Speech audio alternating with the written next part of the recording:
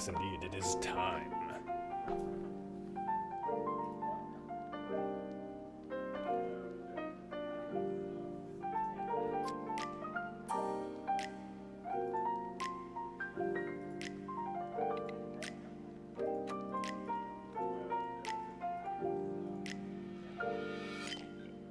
Yes, I'm super excited to be doing this, and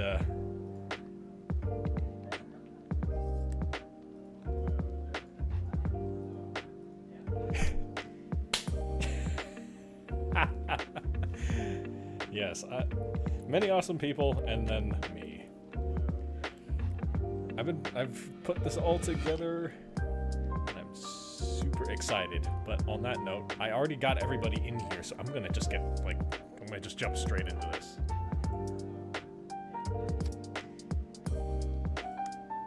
Just a quick warning, fellas, I'm gonna be switching the scenes now, and you will be audible. Fantastic. Okay, y'all are all audible. Not all at once, please.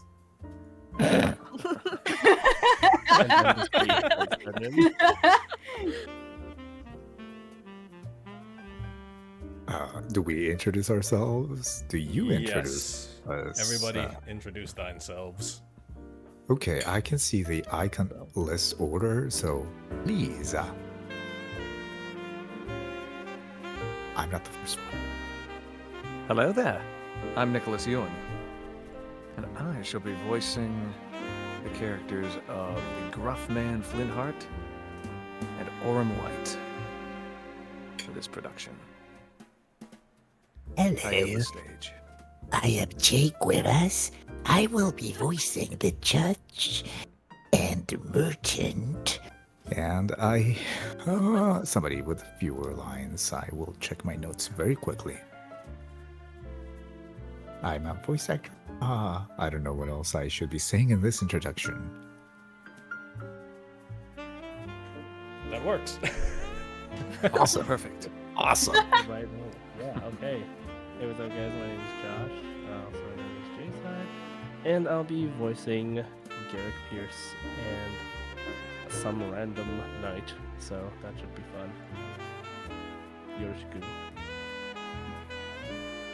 Oh god, okay. Hi. I am Meg. Megan Dex 69. I don't know how you guys want me just say Meg. I voice Celeste, McCoy, and yeah, I'm a streamer, so that's pretty much it. Hello, my name is Meena Sharon Kim. Feel free to call me Meena or Sharon. I will be voicing, at least for case one, Eris, a random child, the Baliff, and Aria. Hi, my name is Yessenia. I'm a streamer, VTuber, and voice actor. I will be voicing Ruby, Tymora, as well. And I reckon everybody here already here knows who I am. I'm the one hosting this whole thing, but I'm Rion, and I'm pretty much just taking taking Tyrion's lines for the duration of this playthrough, and I will also be piloting all the decisions with the aid of my trusty little cheat sheet here.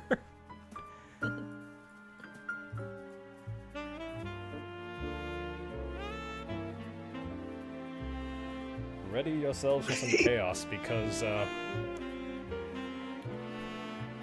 alright, listen here, Smiths.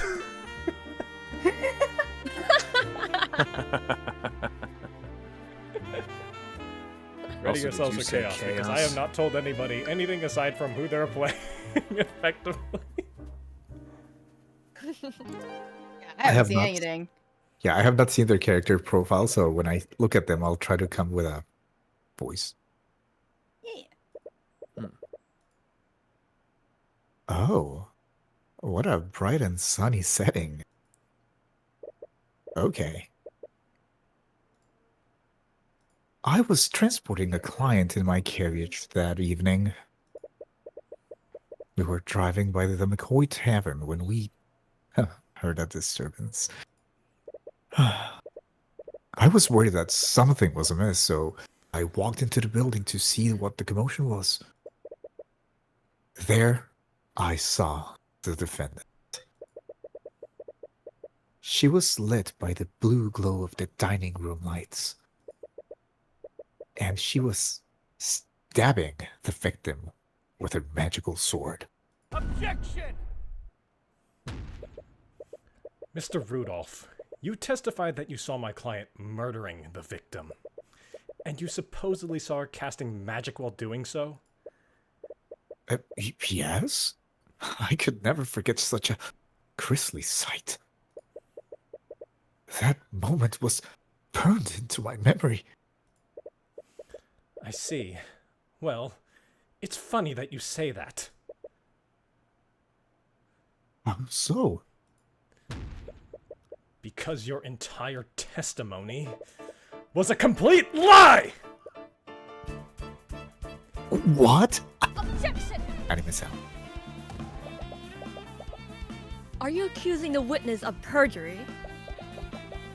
Surely you know that such accusations can't be made lightly, Mr. Cuthbert. My accusation is far from baseless, Steelwind. Think about the state of the crime scene at the time of the murder. The witness couldn't have seen anything, much less a homicide.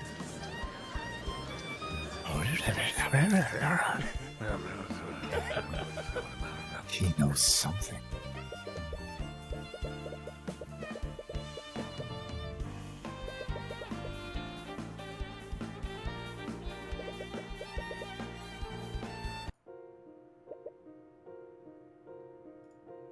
Oh, who does this? That's Josh's Damn line. it. Oh, Damn it! Flinhart, you fool! Why couldn't you have just listened to me?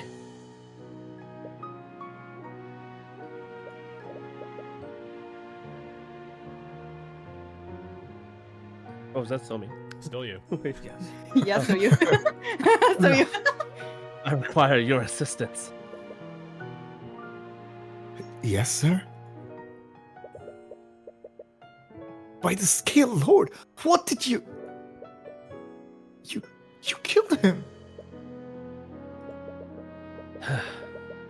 Alert the town guard. Tell them you saw his daughter fleeing the scene.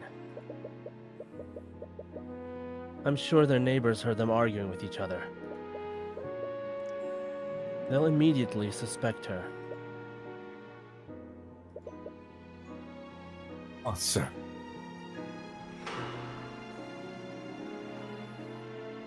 Dun, dun, dun.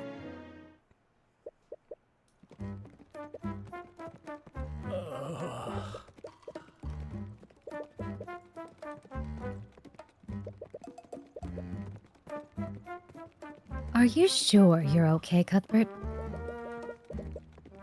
You look like you're about to pass out.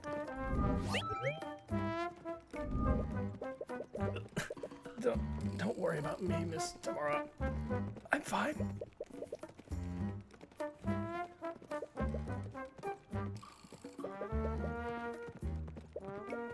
I'm perfectly fine.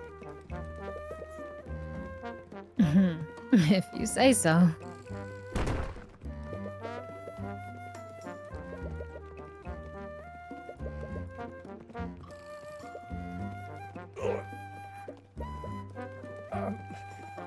On second thoughts.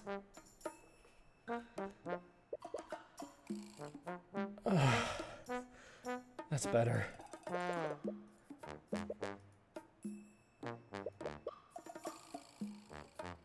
Sorry about this.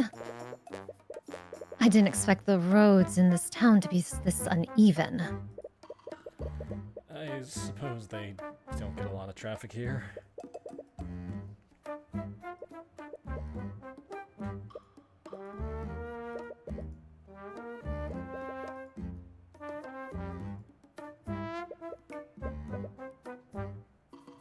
Hello, travelers. Welcome to Cornhaven. I'm reading this cold read. I'm sorry. All good. I don't know the name of my town. I'm sorry.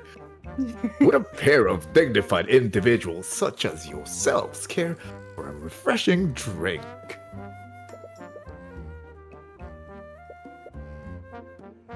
Well, I don't need a drink, but Of course, I have just the thing for an upset stomach.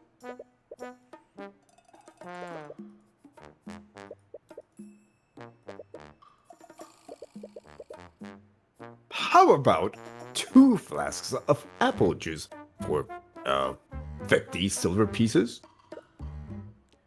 50 silver pieces?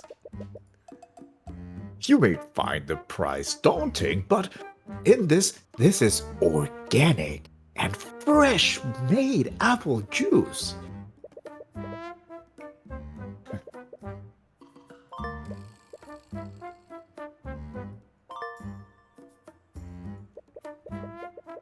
Trust me, it's worth the extra gold.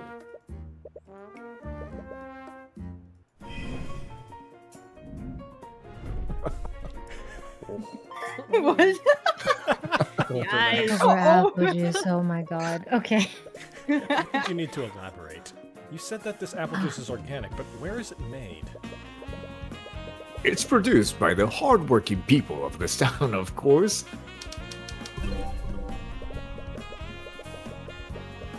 In a small town like ours, we only deal with locally sourced products.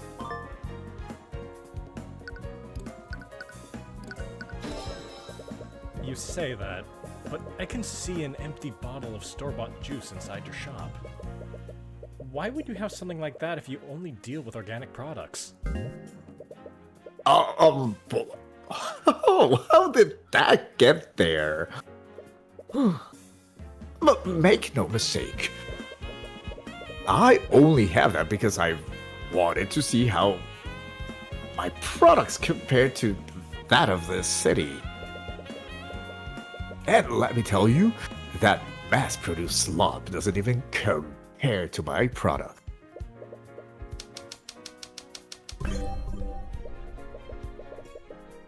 Honestly, I'm offering you a very good deal.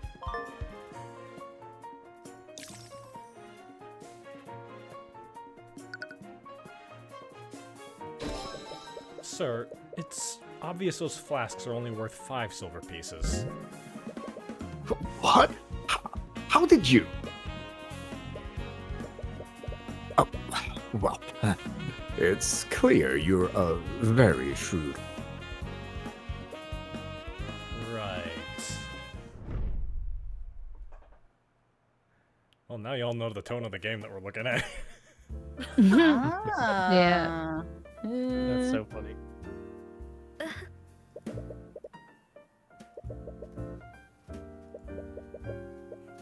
How about 20 silver pieces for 3 flasks? Of course, sir.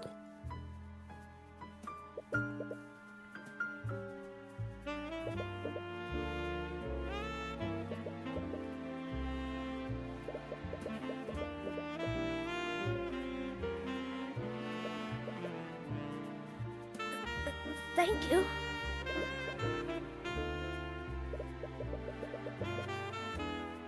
I didn't know you had such an eye for rural economics.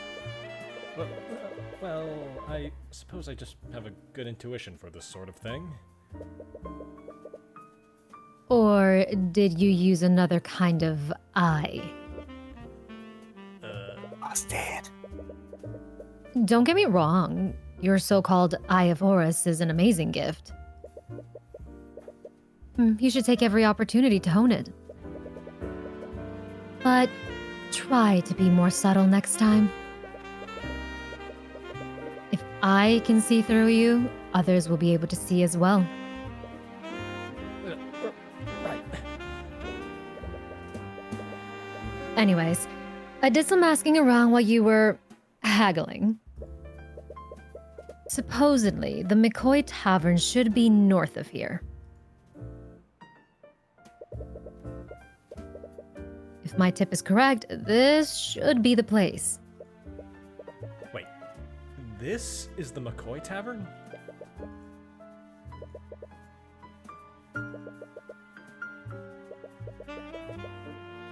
The tavern has been shut down for years.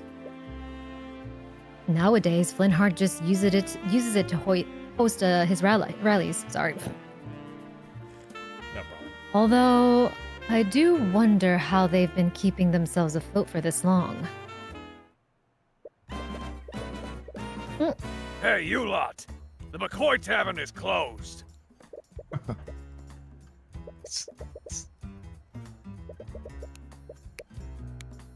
I take it that you're Flinhart McCoy?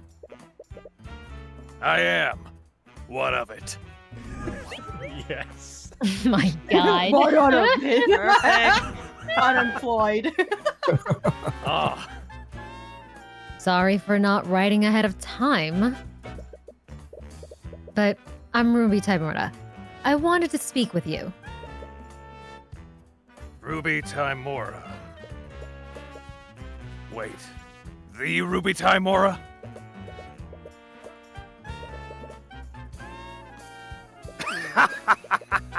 Why didn't you say so? Come on in!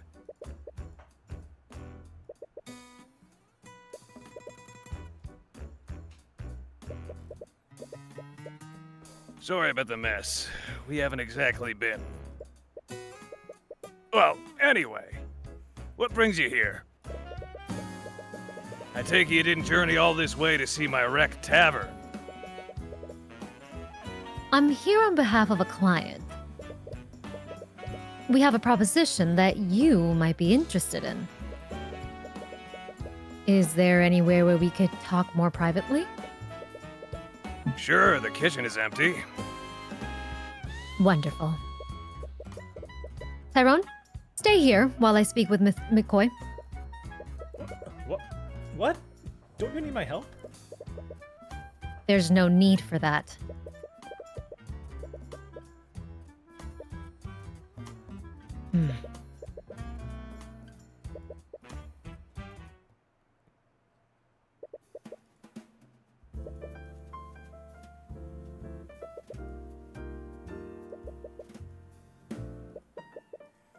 It looks like they're gonna be a while.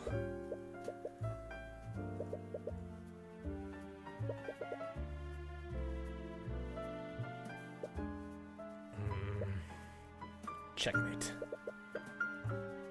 Played 10 games already, and I've won 7 out of 10 times as black. Hello? Statistically, white is more likely to win.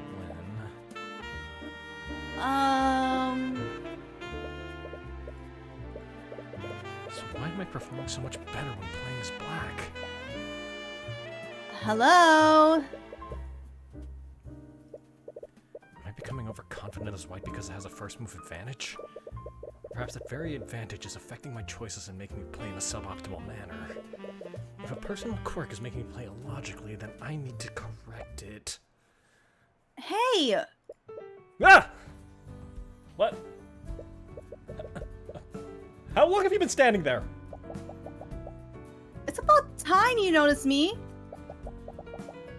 I've been trying to get your attention for a while now. Oh. Sorry. Do you know where my dad is? Your dad? Flinhart McCoy. I'm his daughter, Celeste. Oh, Flinhart is speaking with my mentor right now. Aw, I want to show him something. Do you know when they'll be done?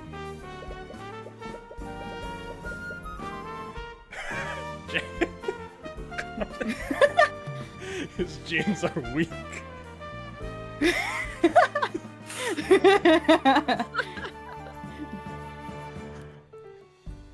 I don't know.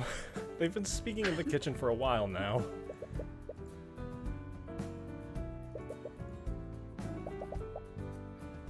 This is chess, right? Are you playing against someone? Oh, I'm playing against myself, actually. Oh. That's... Playing alone helps me develop new strategies. Plenty of professionals do it. Hey, I'm not the type to shame a man for playing with himself. Okay. Oh, this is that kind of game. I see. Oh god. I hate this smug look already. Oh. That's... Relax, I'm just joking. Sure, buddy. Anyways, if you're still waiting for your mentor, do you want to play a game? Oh, you know how to play? No. Sure. Sorry. Sorry, I had to... Oh shit, my water. Oh fuck. Oh. Sorry. Sure, I read about this before.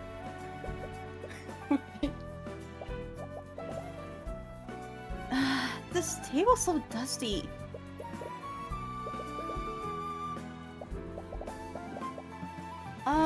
How do I arrange these things again?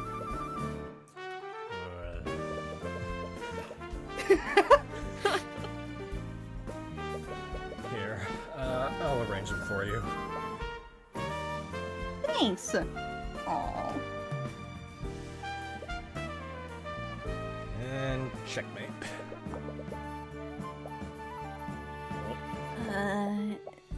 Wait, what? Already? How do you do that?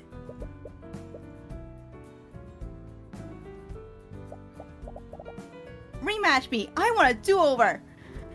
In case for anyone who's unfamiliar with chess, a two-move checkmate is known as the Fool's Mate. Yeah, okay. Shit. It can only be done with two very specific moves. Sure, why not?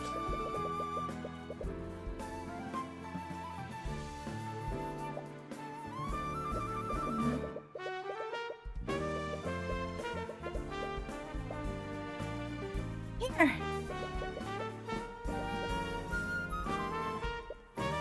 Checkmate.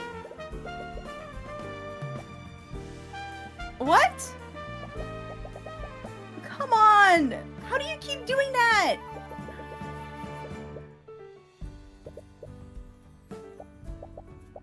Again, I'll definitely beat you this time.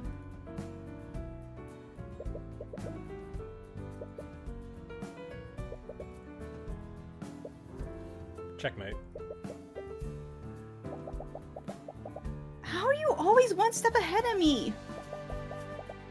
It's like you're reading my mind. Just one more game. I'll get you this time. Hello, Cuthbert.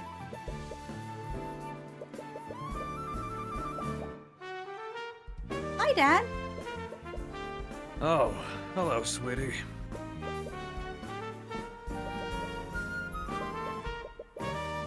What's this? Some kind of game?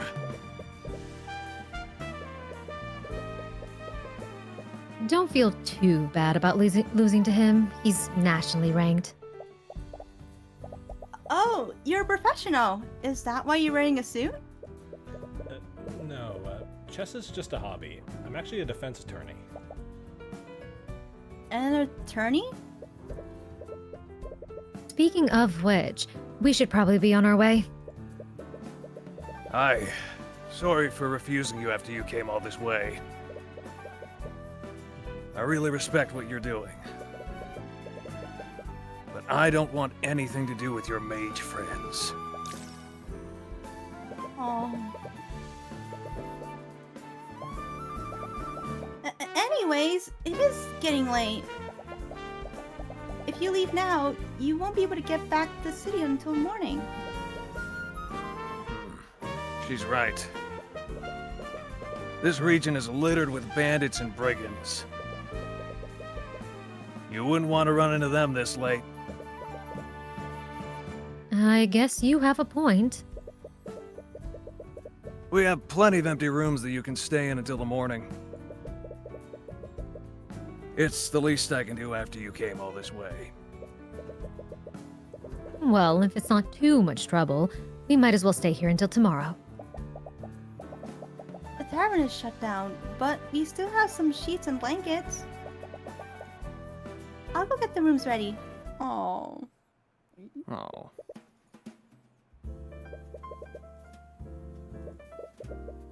So, I take it that Oh, sorry. negotiations didn't go well? No, I didn't expect him to be so stubborn. Honestly, I have no idea what that man has against mages. Well, there is one way to find out. Why are you being so secretive? If your business with Flinhart is related to our clients, I can help. It wasn't important, and your presence was not necessary.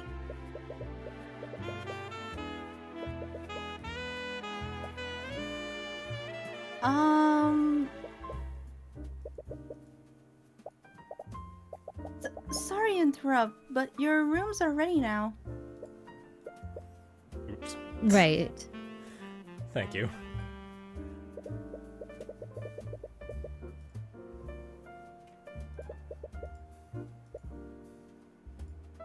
Hmm.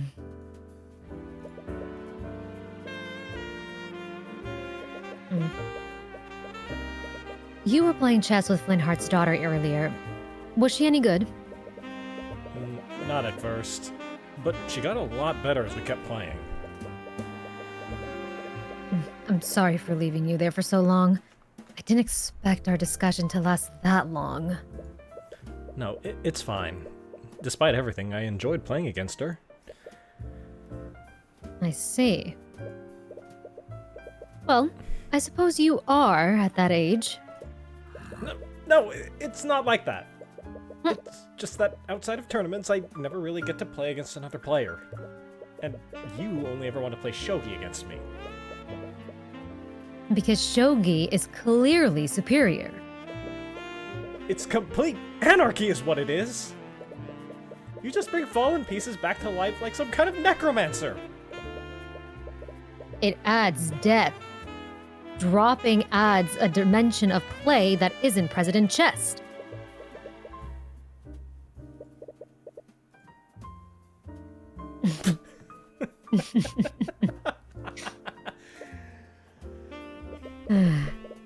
I'm sorry if it looks like I don't trust you. I know you're just trying to help.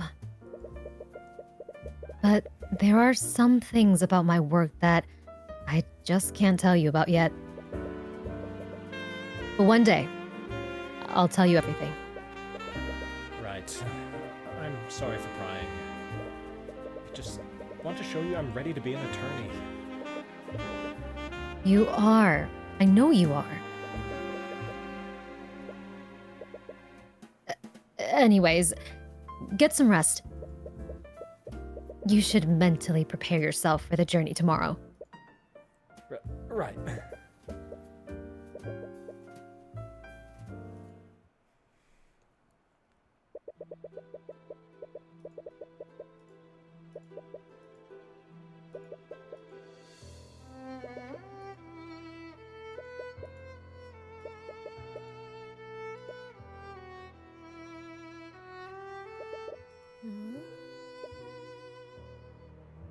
What presents?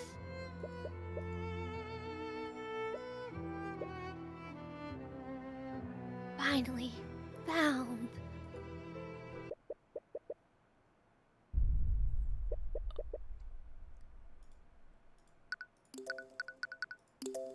There's the line. Thanks. I'm just like, ah. I finally found you, Heavensborn. Speaking of which, I'm gonna just quickly see if I can adjust the text speed a little bit. There we go.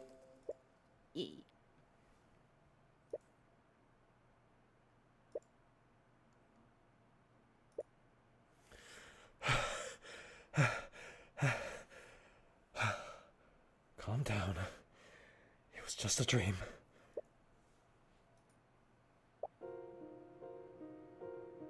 Please, just let me explain! I don't want to hear it!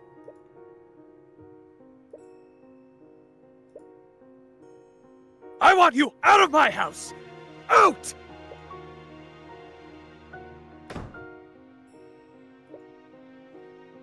What was that all about?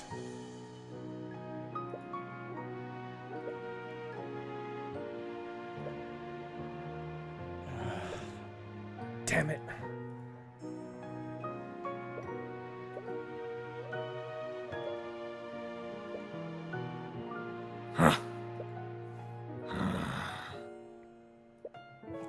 Sorry, I just heard.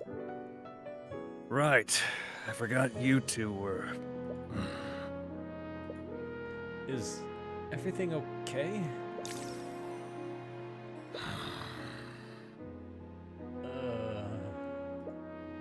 Sorry, I'm just going to.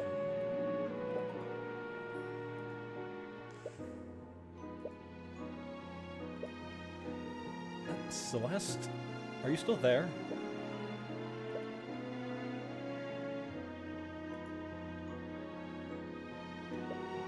Celeste?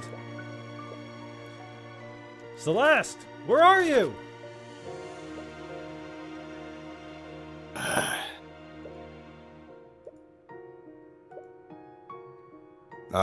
You're that kid from before. Do you have any idea of what time it is? This isn't the city. You can't just make a bunch of noise like this. Right. Sorry. I was just looking for Celeste. Who? Celeste McCoy? She's Flinhart's daughter. Do you know them? Not a problem. What do you want from that bastard? What? Those two probably woke up half the street with all the yelling. I don't need you keeping us up too. If I hear any more noise, I'm gonna call the town guard.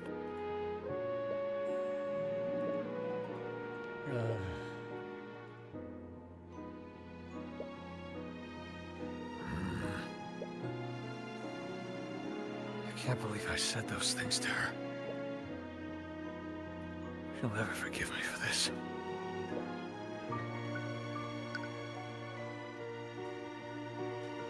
I see your temper is as short as ever, Flinhart. You!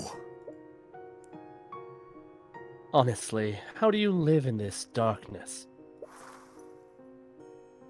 Look so. What are you doing here? And how dare you bring that witchcraft into my home?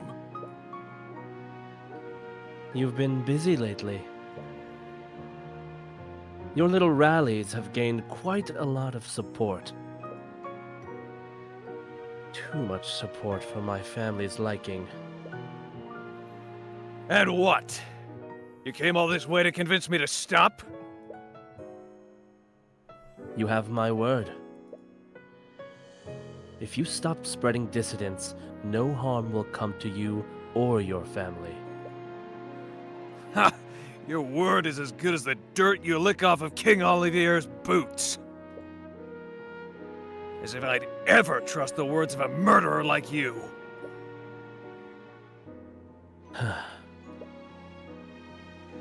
Flinhart, please.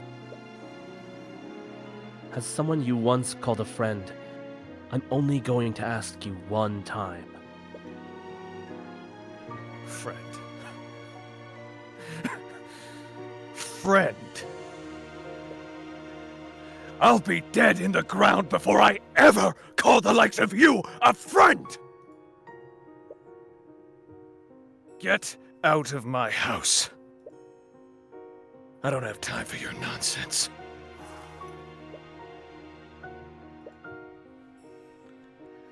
Unfortunately, I don't think you'll have much time for anything. Damn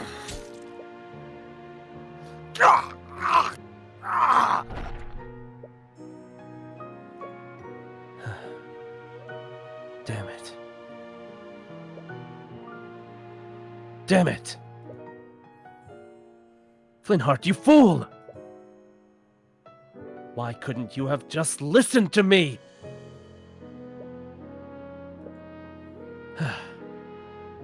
Rudolph, I require your assistance. Yes, sir.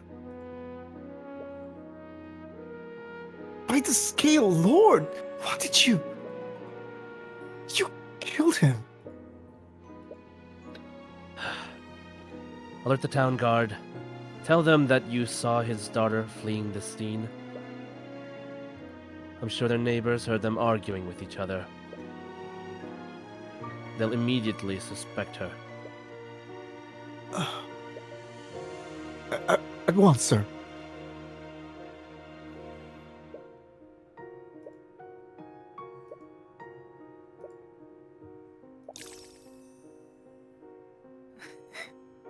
What am I going to do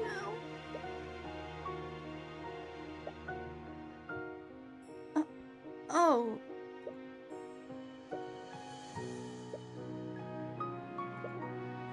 I've been looking all over for you. Oh.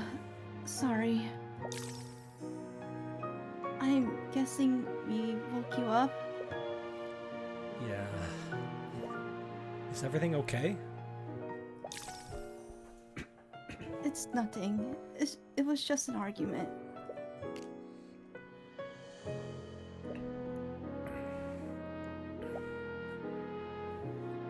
Have you been looking for me all this time? I have. Thank you. But I'm okay now. You should head back. What about you? I think I'm going to stay out a little longer. I'm sure whatever happened between you two, it's nothing you can't talk out. It doesn't happen a lot, but sometimes Miss Tymora and I get into fights too. But no matter what happens, we were always able to talk through it.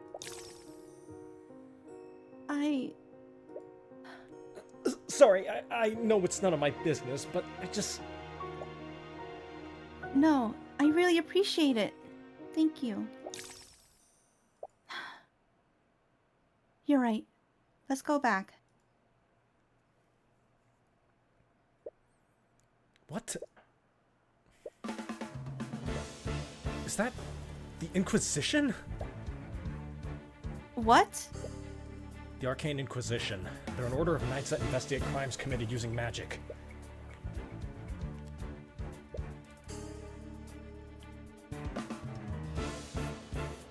What? No! No! No!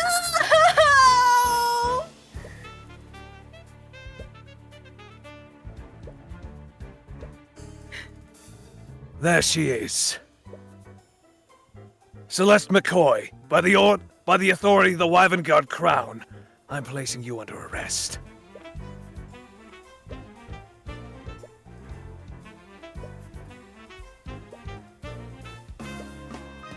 What are you doing to her? What is going on here?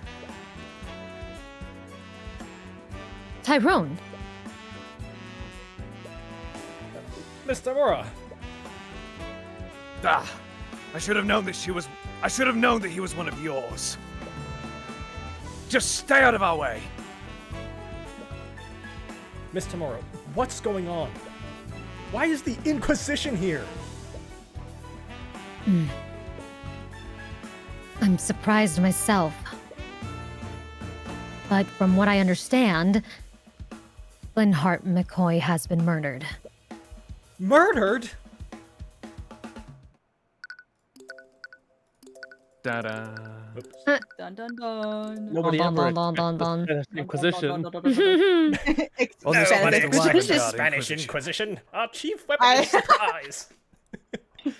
Surprise and fear.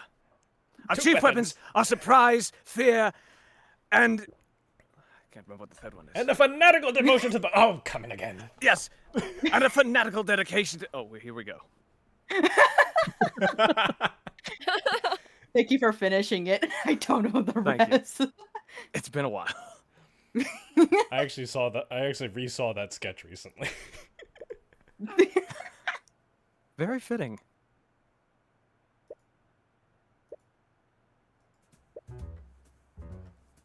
This is ridiculous. She has the right to speak to an attorney.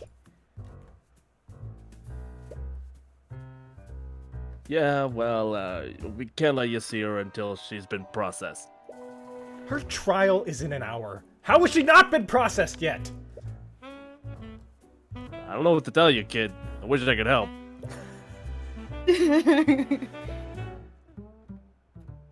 So, you're really planning on defending her? Do you know if she can even afford a lawyer? I just can't stand here and do nothing. You saw them, didn't you? There's no way she would murder her father like that. I know that look. I was saving this for a special occasion, but... This is an attorney's runestone?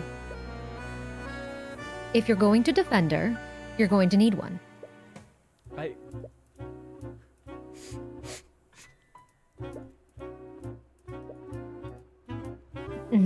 Don't cry, Cuthbert. Sorry. Anyways, keep one thing in mind. If you try to defend her, the Inquisition isn't going to fight you fairly. Our court system only exists to create the illusion of justice. They hate people like us, and they'll do everything in their power to sabotage you.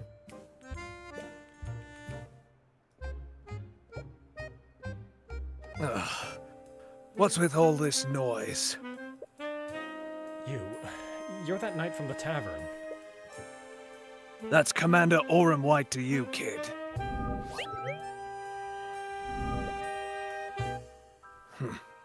I had a feeling Tymora would be sniffing around this case.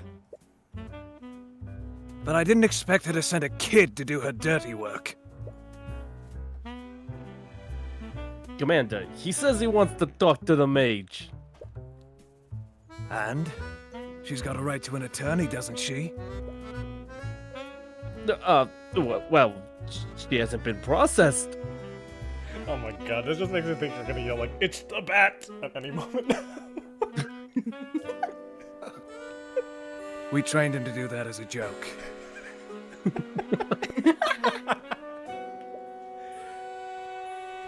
The hell kind of bullshit are you trying to pull? Let him through, you idiot! Yes, sir. I love it.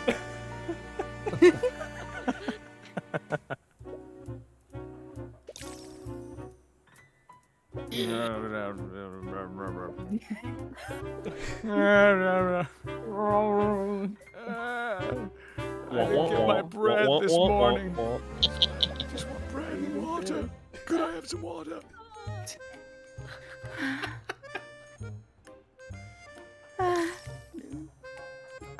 Oh, it's you.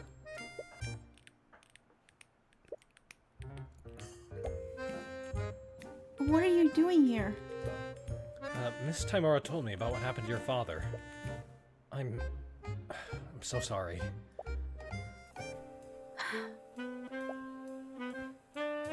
I just don't understand. I just don't understand any of this. Why would someone do this? And why are they blaming me for it? I'm not sure about the details, but it's clear there were some elements of magic involved in what happened. Since they arrest you based on that evidence, I can only conclude one thing. Celeste, you're a mage, aren't you?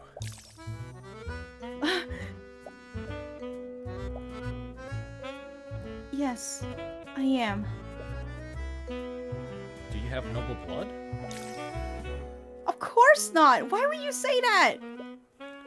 Sorry, but the ability to use magic is hereditary. Most mages tend to have some kind of noble blood.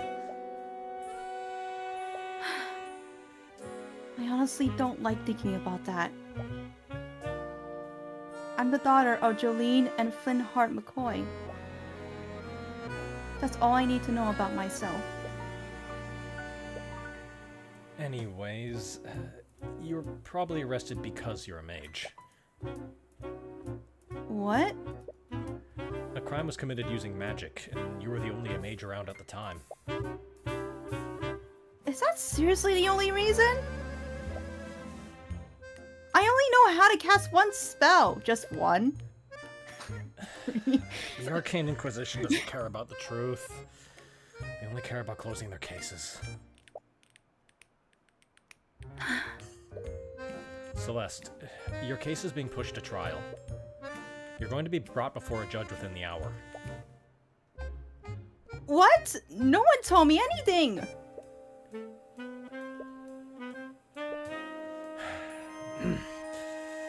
If you'll have me, I'd like to be your defense counsel for the trial. Right! I forgot that you were an attorney! Sorry. Would you really do that for me? After everything I've seen them do, I can't just stand by and do nothing. But they're part of the kingdom. Do we even have a chance? Celeste, man, king, or god, I won't let them do anything to you. What? Sorry, it's just something I have a habit of saying. No, don't apologize. I really appreciate you doing this.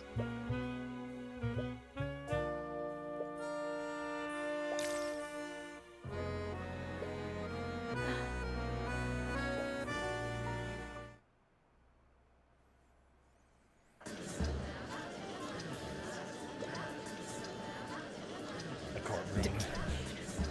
I'm in a real courtroom. You're good.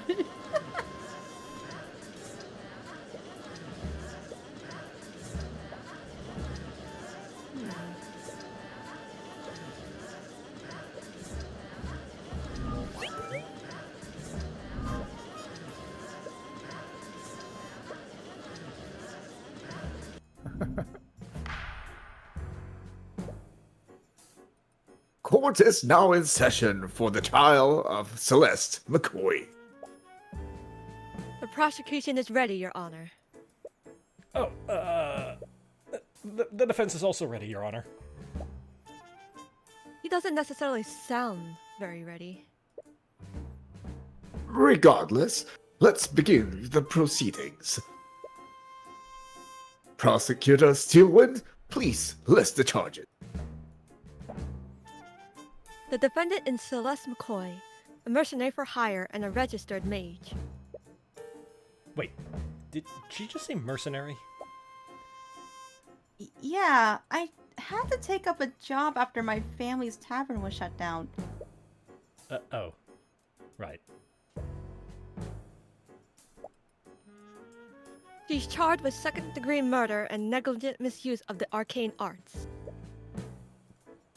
I see. So there was magic involved. Yes, the crime occurred within the McCoy Tavern, a local inn that shut down years ago. The locals reported hearing a loud commotion coming from within the building.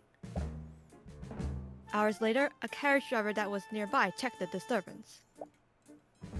It was then that he found the victim, the defendant's sword still impaling his dead body. The Inquisition has provided an autopsy report and a record of the sword.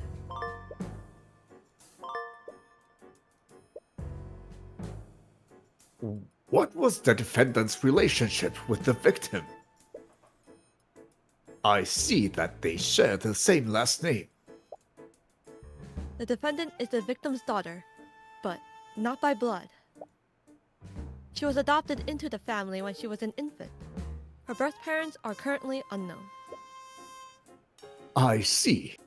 What an unfortunate turn of events. To begin, the prosecution would like to call Commander Orym White to the stand. Witness, please state your name and occupation for the court. Name's Orym White. I'm commander of the Arcane Inquisition. Orym, could you please testify about the details of the Inquisition's investigation? Yeah.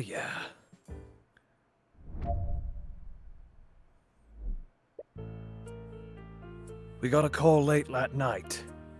Someone discovered a dead body inside the McCoy Tavern. When we arrived on the scene, we found Flinhart McCoy dead on the floor. The defendant's sword was still inside of him. We have several witnesses who heard the victim and defendant in a loud argument before the body was discovered. Their argument must have turned ugly, because the defendant killed the victim using her magic sword.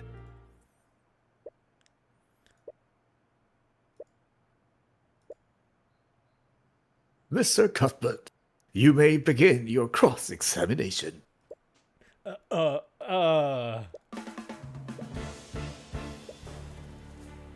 Mr. Cuthbert? What are you doing? This is the part where you say something, right? I'm sorry, I don't...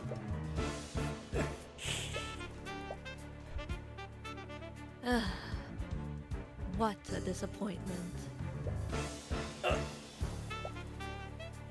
was hoping to fight against the infamous Ruby Tymora today. But it's clear you can't even hold a candle to her.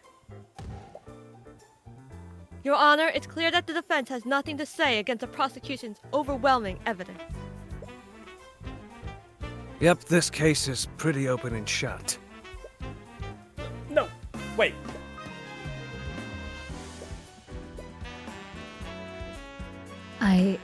I'm sorry, Tyrion. I couldn't acquit Ray. She was found guilty. What? What that means? Are they going to execute her?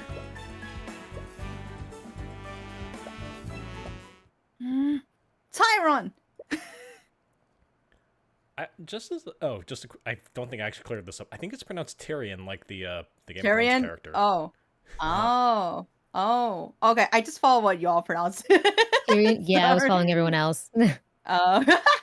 Okay. Wait, how do you pronounce it again so I remember it? So Tyrion. Just Tyrion. Okay. Like the Lannister.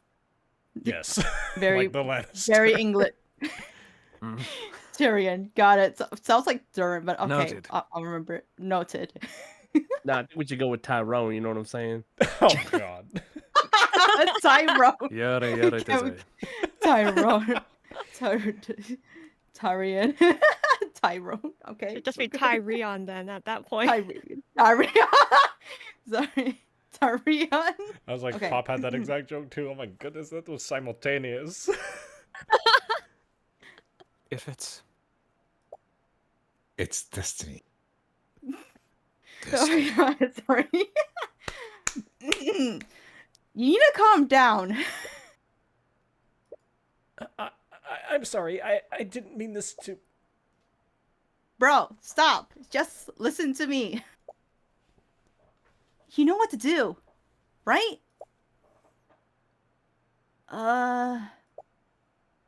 Just do it the same way you play chess.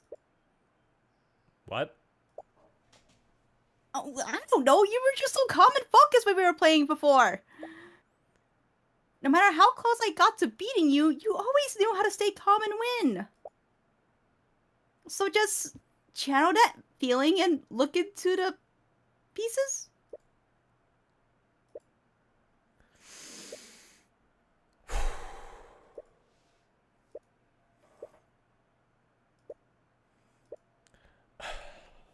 My apologies for the delay, Your Honor. The defense is ready to begin cross-examining the witness. Very well. There we go.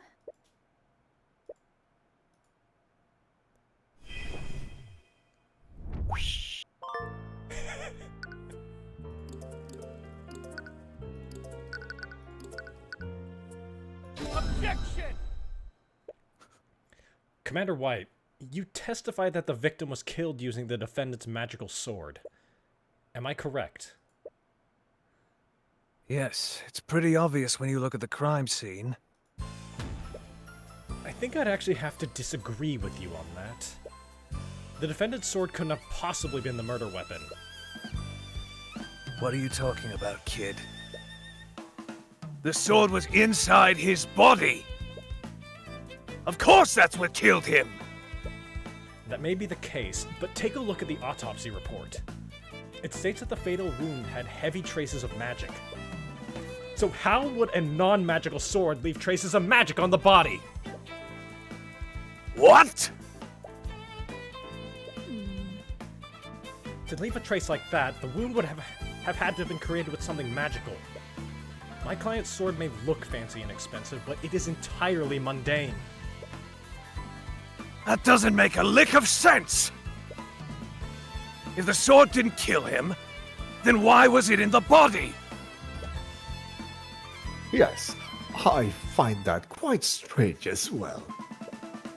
Well, there's only one reasonable explanation, Your Honor. The wound was created magically, and someone shoved the sword into the wound afterward. The hell are you talking about? The defendant is a damned mage! She could have easily killed the victim using magic. That may be, Commander. But why would she kill the victim using magic and then stab him with her sword? She would just be incriminating herself. Sandwich. No. If anything, this series of events proves one thing. Someone used magic to kill the victim. And then they pushed my client's sword into the wound to frame her. Objection! Don't get ahead of yourself. What? Your Honor, the defense is trying to spin the facts in his favor. He claims that a third party committed the crime and used the sword to frame the defendant. But wouldn't the simpler explanation be this? Magic was channeled through the sword at the time of death. That is what left the magical trace on the body. Commander, please tell the defense how the murder was committed using magic. What? All right. I think I see where you're going with this.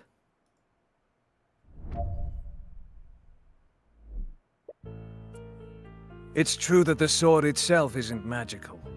The magic can still be channeled through it. That defendant over there, her spell compendium has a spell called Mage Blade. She must have used it on her sword before stabbing the victim. That spell is the reason why there were traces of transmutation magic on the wound.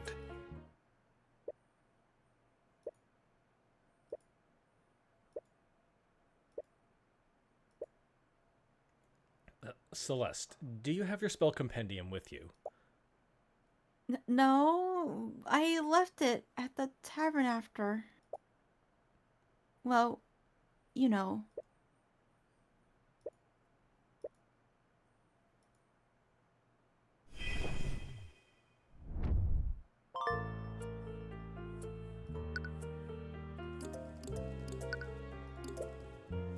If she used a spell like that, wouldn't it have created traces of magic on the ground?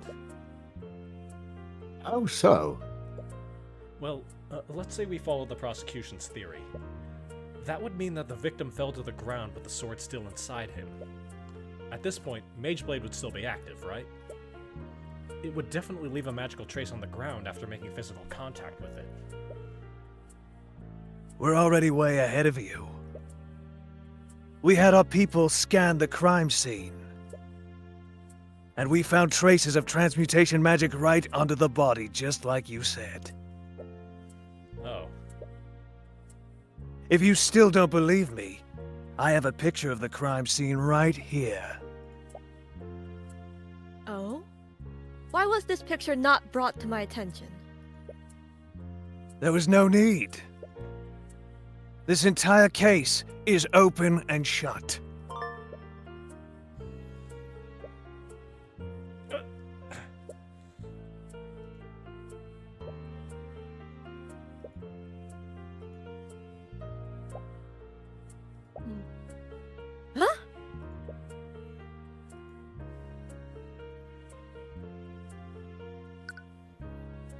You can see right in this photo. She killed him with a stab right to the front. She killed him with a stab from the front. Nice. Nice. Sorry, I didn't get to see the whole line. Yeah, sorry about that. No, I you're forgot good. that press does that.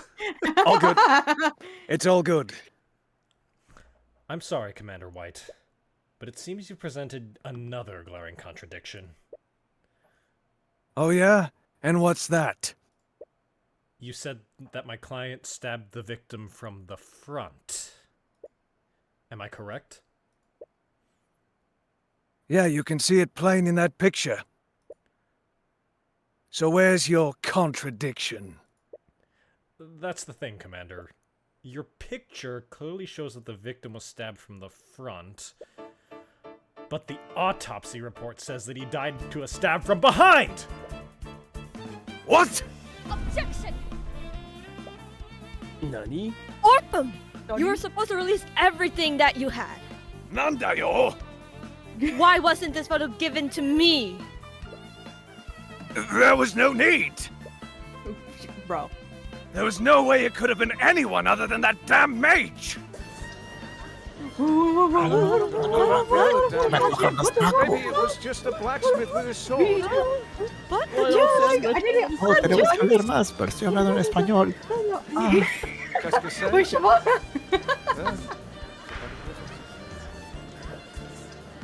Order! Order in the court! Mr. Cuthbert, what is the meaning of this? I'll tell you what the meaning behind this is, Your Honor. As the autopsy report states, the victim died of a stab wound originating from his back. But this photo clearly shows that the sword entered from his front. This can only mean one thing.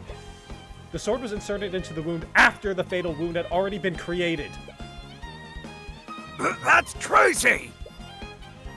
Do you honestly expect us to believe that? Then please enlighten me, Commander White. How else would the sword be facing the opposite way? Do you think my client stabbed the victim with the hilt of her sword?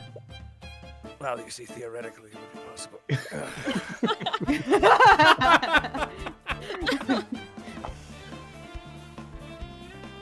I didn't think so. What really happened is clear. The real murderer stuck the sword through the victim's wound to implicate my client. But they made a careless mistake and stuck the sword through the opposite side. Objection! It appears I underestimated you, Mr. Cuthbert.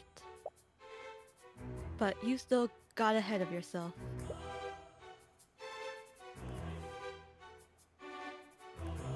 Really, Miss Steelwind? I believe that Mr. Cuthbert has adequately cast doubt on your case. Oh, did he now? Then let me ask you one question, Mr. Cuthbert. If your client didn't kill Flinhart McCoy, then who did? How should I know? If I'm not mistaken, it's the commander's job to figure that out. Oh, I'm well aware of the commander's incompetence. A la verga. But one fact still stands.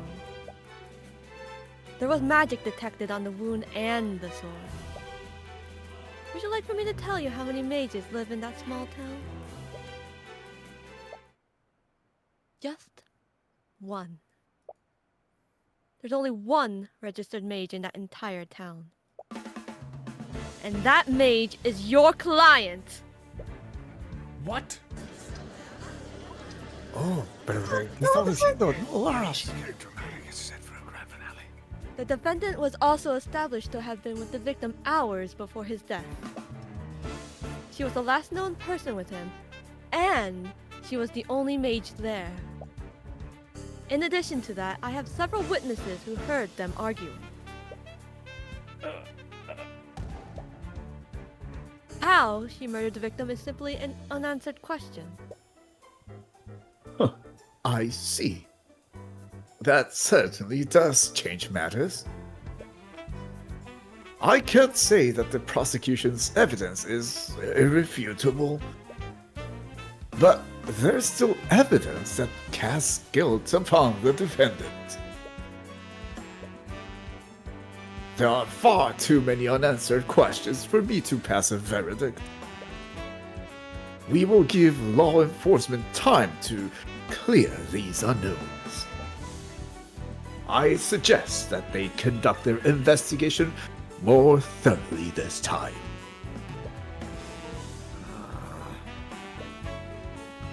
We will resume the trial tomorrow morning. Court is adjourned. That menacing eyeglasses glow. I love It's that great. cutscene. I love it. It's great. Hello, Cuthbert. Miss Tymora, you're here?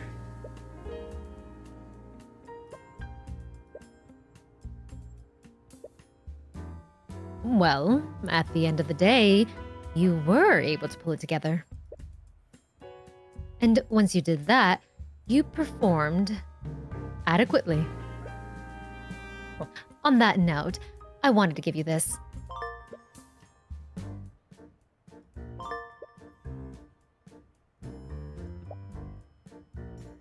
My spell compendium? I swiped it from the dining area before the Inquisition arrived. I thought it'd be best for you to have it.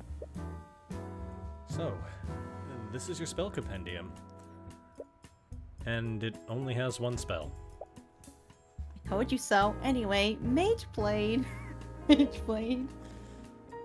This means that the prosecution has to prove that Celeste used that specific spell. It will restrict how they approach this case, which gives you an edge over them. But that prosecutor is really something else. You mean Prosecutor Steelwind? You wouldn't even know it. But this was also her first trial. Really? I thought that her inexperience would make for a good first opponent. But that girl, she's a natural in the courtroom. Makes me wonder why a Steelwind would choose to become an attorney in the first place. What do you mean? The Steelwinds are a powerful noble house. Of the noble families, they are one of the few who answer directly to the king. Most members of their house take high-ranking positions in the kingdom's military. So, it's a bit strange that she chose to become a prosecutor despite that. Steelwind. I feel like I've heard it somewhere before. In any case, it's best that you focus on the trial. You have about a day until court resumes? Right. Now that I have some time, I'd like to ask you some questions, Celeste. Namely, about that argument you had with your father. Oh, right.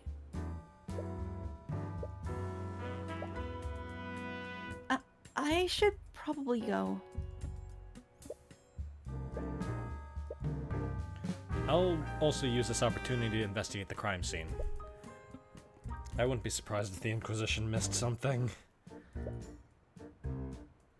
You utterly embarrassed them today. Don't expect them to make the same mistake twice. Right.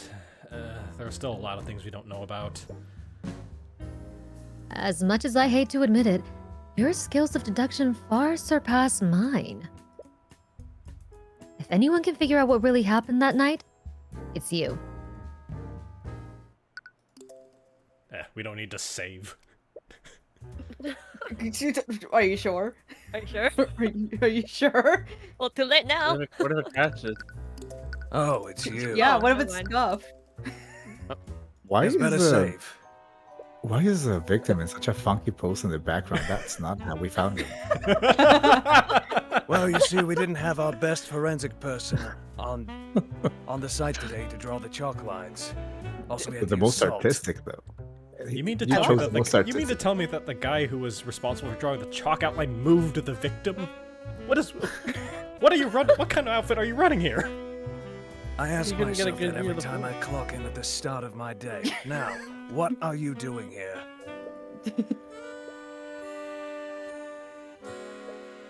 I'm the defense attorney in this case. I have just as much right to investigate the crime scene as you do. Yeah, whatever. Just remember, I got my eye on you, kid. I was wondering if I could ask you some questions about the case. Ha!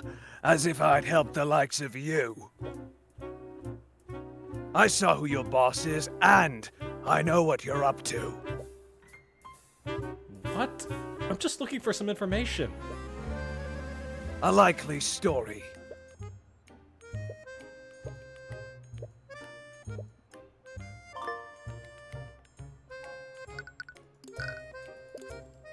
So, what does the Arcane Inquisition do exactly? You trying to pick a fight with me? No, I'm just genuinely curious. Well, I'm sure you already know, but us Inquisitors investigate crimes that involve magic. Do crimes like this happen often? Nah. Maybe once in a blue moon. You must have an easy job then. You got that right.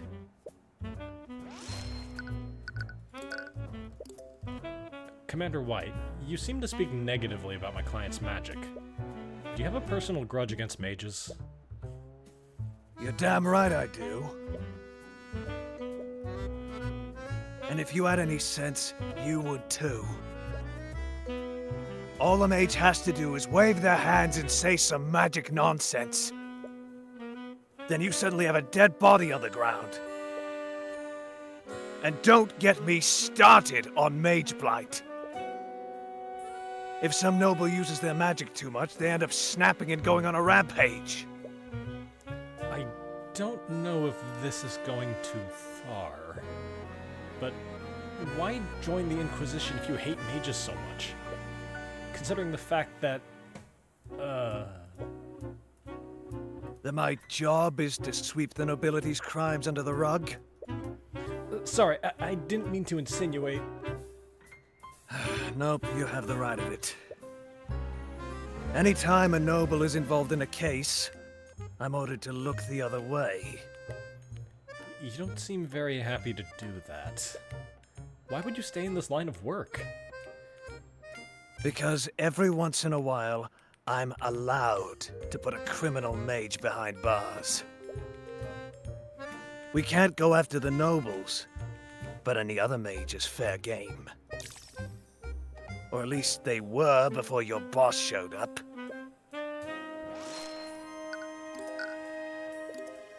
I have to ask, did something happen between you and Miss Tymora? Ha! Miss Tymora. What are you, her lackey or something? No, actually, she's my guardian. Oh. I didn't know she even had a... Look, kid, I don't know what the deal is between you two, but no good will ever come from associating with her.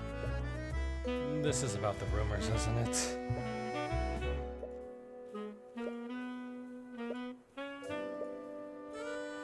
It's more than just rumors. I've seen it for myself. That woman is evil, kid. She defends mages who don't have the protection of the nobility. She's not evil. She's a hero. Yeah, whatever.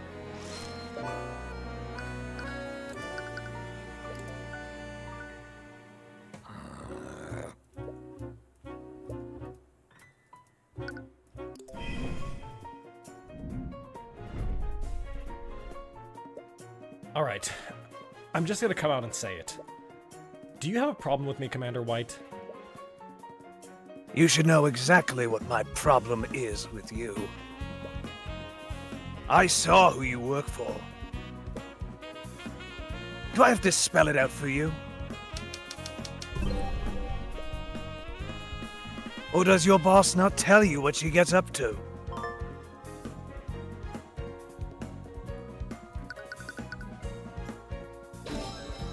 Regardless of what Miss Tymora has done, I'm the one heading this case.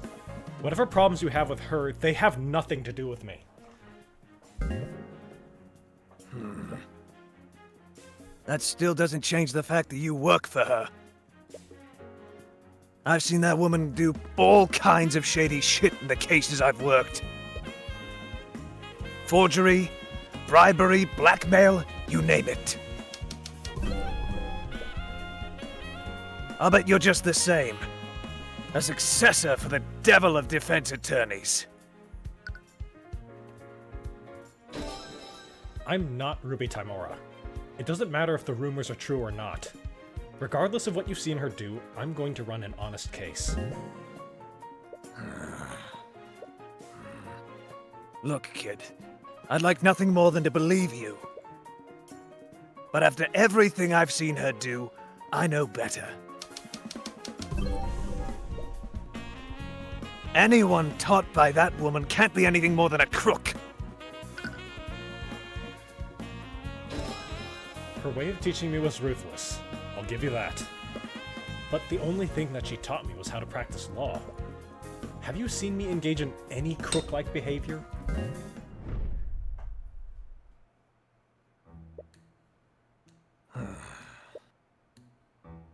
You just want some info, right? Yes. That's all I'm asking for. All right. I'll answer your questions. Just don't make me regret this. This probably goes without saying, but I don't believe that the sword is the murder weapon. Right. I guess you have to prove that someone else put the sword there. Did the Inquisition find anything suspicious on the scene? If you're asking if we found another bloody weapon lying around, we definitely didn't. But let's say that the girl really is being framed. If there was another murder weapon, the killer probably walked out with it. Do you think they could have hidden it somewhere in the tavern? Doubt it. After the trial, Steelwind turned the place upside down and scanned it with her magic. If someone did hide a murder weapon here, they hid it well. I can't believe you made such an obvious mistake during your investigation. Oh, shut it with that. I already got an earful from Steelwind about that mess. Well, you don't have to worry about me mucking things up. Steelwind's basically taken over the entire investigation. Wait, does she have authority to do that? Normally she wouldn't, but I know better than to go against orders from a noble. But honestly, the girl sweats the details too much. She even had my men draw up a scaled map of the crime scene. Wait, really? Do you have a copy? Sure, knock yourself out. Don't know how much good it'll do you. I heard that... Oh. Did you hear that? Must have been a squirrel. Oh, I think it's back. Ah! I heard that this was Prosecutor Steelwind's first trial. She must be pretty talented if that's true. A pain in my ass is what she is. That damn noble comes in here telling me how to do my job? Honestly, I have no idea what she's even doing in this line of work. I heard that she's from a renowned noble house. She must be a pretty powerful mage. Ha! Powerful is an understatement. The Steelwinds who came before her could turn this entire town into a glass crater.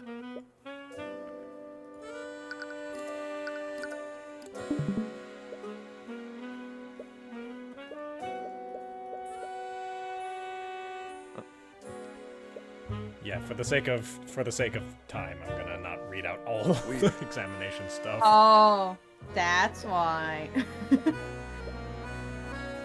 Oh, this guy is some kind of politician from one of the nations west of here. I heard he's pretty much a shoo-in to win whatever election they have going there. Quite the monocle. He does take great pride in it.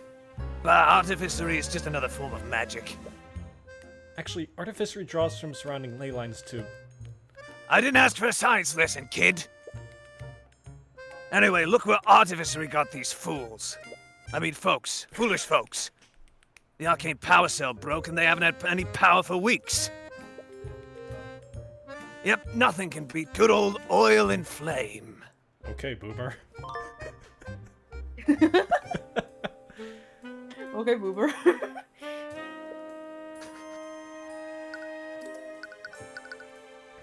Okay, I think we are good to move. Wait.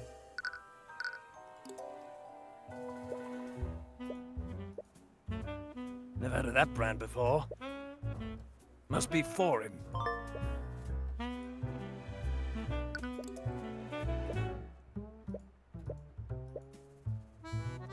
Hey, you okay? You got quiet all of a sudden. Hey, you listening? So there's no clear evidence pointing to another killer. There is, however, evidence pointing to how Flinhart moved before his death. Am I being ignored? What? Am I being ignored? There's no blood trail leading to or from the body. What does this imply about the location of Flinhart's death?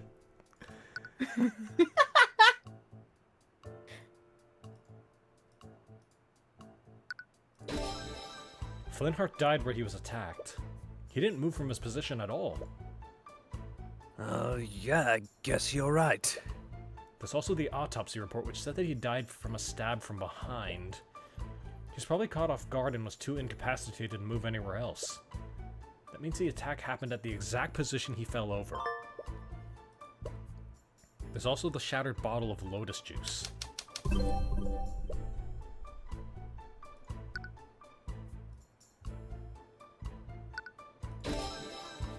Flinhart dropped the bottle when he was attacked. From that, we can infer that he was holding it the moment before he was attacked.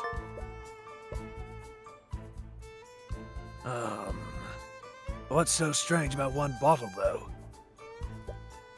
It may seem like an insignificant detail, but that detail could help me infer other elements of what happened during the murder. Right.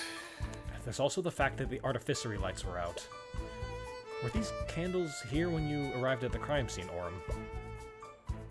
No, we had to shed some light so that we could see the crime scene properly. We thought it was weird, too. The girl and her father must have had their argument in pitch black darkness. So, they didn't light any candles to make up for the broken lights.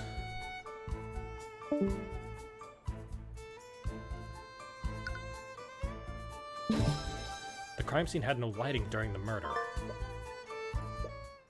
The argument that Celeste had with Flinhart must have been spontaneous. They weren't planning to have a conversation in this room. In this darkness, Flinhart wouldn't have a lot of visibility. If he was stabbed from behind, he probably didn't see it coming. He was clearly surprised and was probably in too much shock to run away. Also, the bottle may seem insignificant, but he was holding it when he was attacked. Maybe he was pouring a drink for himself, or maybe it was for a visitor. Either way, the assailant must have been unseen by Flinhart. Kid? Or the assailant attacked him from his blind spot while his back was turned. Would his back be turned, though? Was he distracted by something? Kid! What? What? What was that all about? Sorry. Sometimes I just get lost in my own thoughts. Yeah, well, cut it out. You're freaking me out. Right.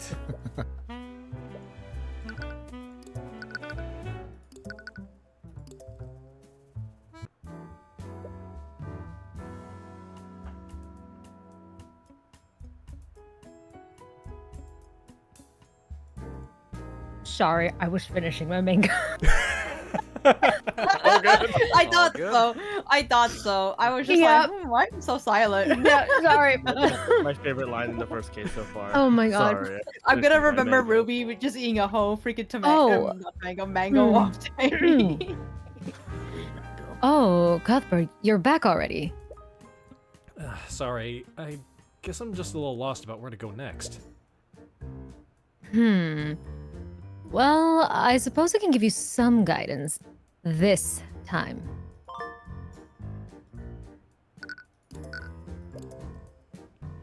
I found a lot of clues, but they don't really tell me what happened. Even so, knowing the state of a crime scene is instrumental to cross-examining witnesses.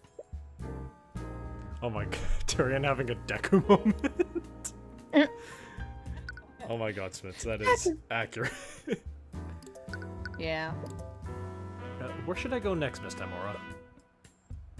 The Inquisition should be done questioning Celeste by now. You'll want to talk to her and find out why she was arguing with Flinhart.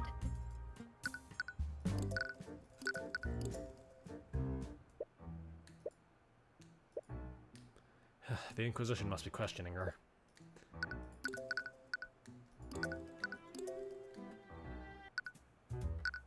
Oh, right, I need to go to the upstairs.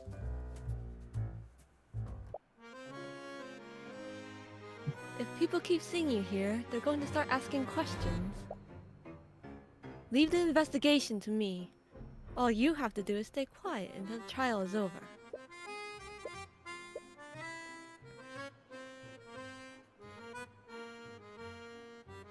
Enough. I will do as I see fit. You may be a Steelwind, but this is my land. Oh, sorry. Oh, you're that defense attorney from the trial. I am. I'm sorry, but who... Ah, how rude of me. My name is Lord Garrick Pierce, the ruling noble of this land.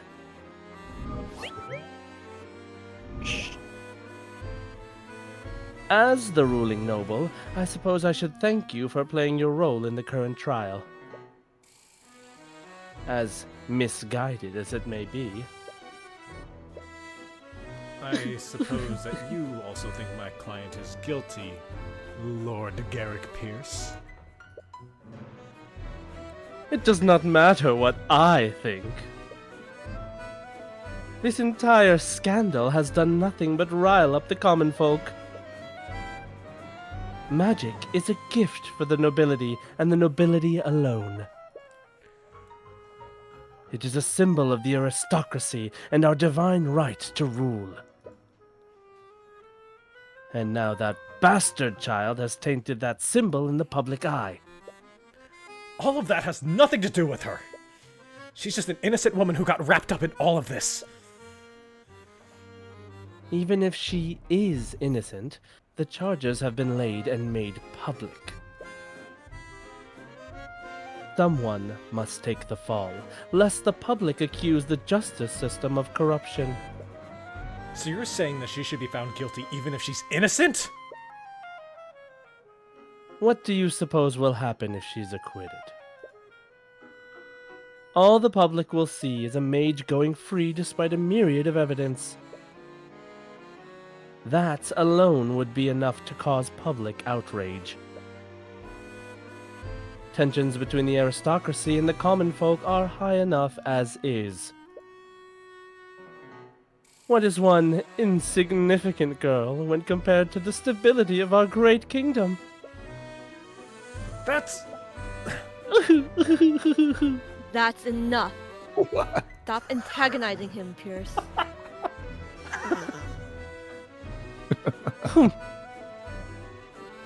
That's my evil laugh for him, just so you know. I love it.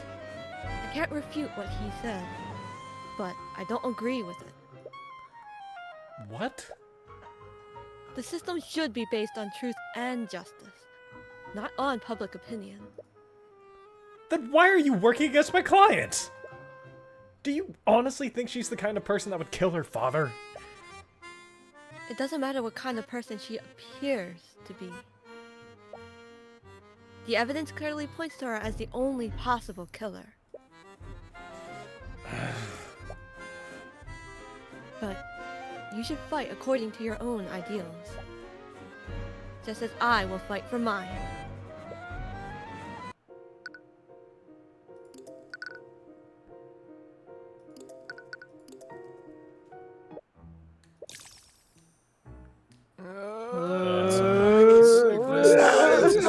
They don't feed us or water us. The rat is too fat.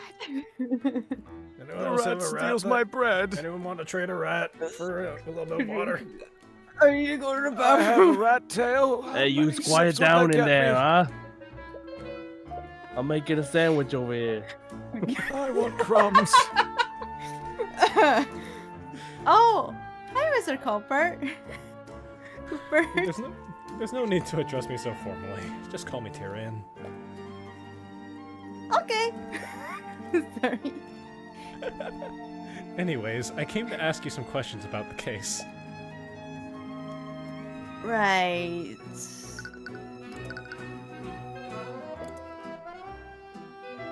I'm sorry for freezing up like that. I almost lost just the trial. No, there's no need to apologize. You did great. But I still don't understand though. Why were there traces of magic on my dad's body? Did you cast Mage Blade on your sword that day? I did. I usually cast it when I train in the morning. Did the trace on my sword leave the magic trace on my dad's body? No. Magical traces can't be moved around physically. For a spell to leave a trace, it has to be active when physical contact is made. Really? What does that mean then? Whatever killed your father had a transmutation spell active on it at the time. The magical trace on your sword was just an unlucky coincidence. I can't believe this. Could you tell me more about your father? No. Sorry, I know this must be difficult after everything that's happened. No, it's okay. If it helps you, I'll try my best to answer your questions. Were you too close? We were. I'm sure you know this by now, but I was adopted by him and my mom. Aha! So those genes are not weak! Well, It is certainly Just a week. Damn. How do you know? How do you know? Damn, daddy issues, that's crazy. Okay.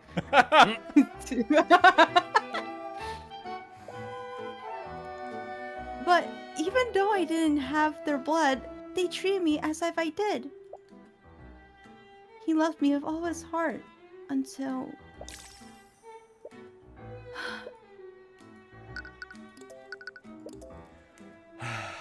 I'm sorry to say this, but I couldn't hear your argument from my room that night. Could you tell me about what happened?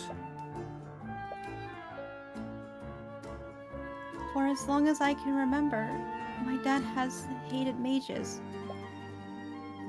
I'm not sure why, but if you even mention magic around him, he'd fly into a rage. So I hid my magic from my family. But why even learn magic in the first place? If you really wanted to, you could have gone your whole life without using it. Ever since our tavern closed, my family's been a lot of debt. I decided to become a mercenary and used magic to enhance my ability to fight. Most mages are in the ability, so people will pay a lot for a sellsword who would use magic. But I know now, learning magic was the biggest mistake I ever made. On that night, my dad found my spell compendium. when he confronted me about it, I finally came clean to him. That's when he flew into another one of his rages. He shouted at me. He told me that I betrayed him and his family. I'm so sorry. I can't imagine how that must have felt. I deserve every bit of it. I knew how much he hated magic, but I learned how to use it anyways. He showed me so much love, and I just threw it all away. Don't say that. I'm sure he still loved you. No, I could see in his eyes. He hated me.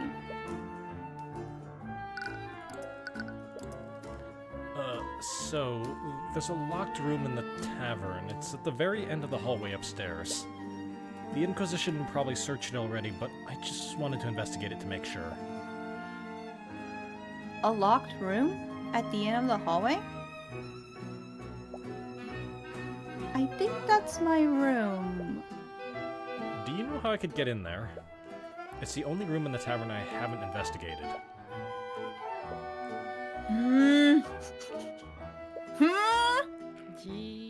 What's that look for? I'm your lawyer. I'm not gonna do anything weird. Sorry, yeah, you're right. Celeste panties added to the case file. Oh my god. Do what you gotta do for an attorney. Here, you can use this. Yo. This is Here, Orym, you command of the Inquisition. I'm taking this one with me. Oh no. Here, you can use this key to get inside.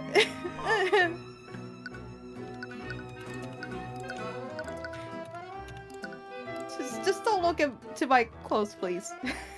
So... Oh.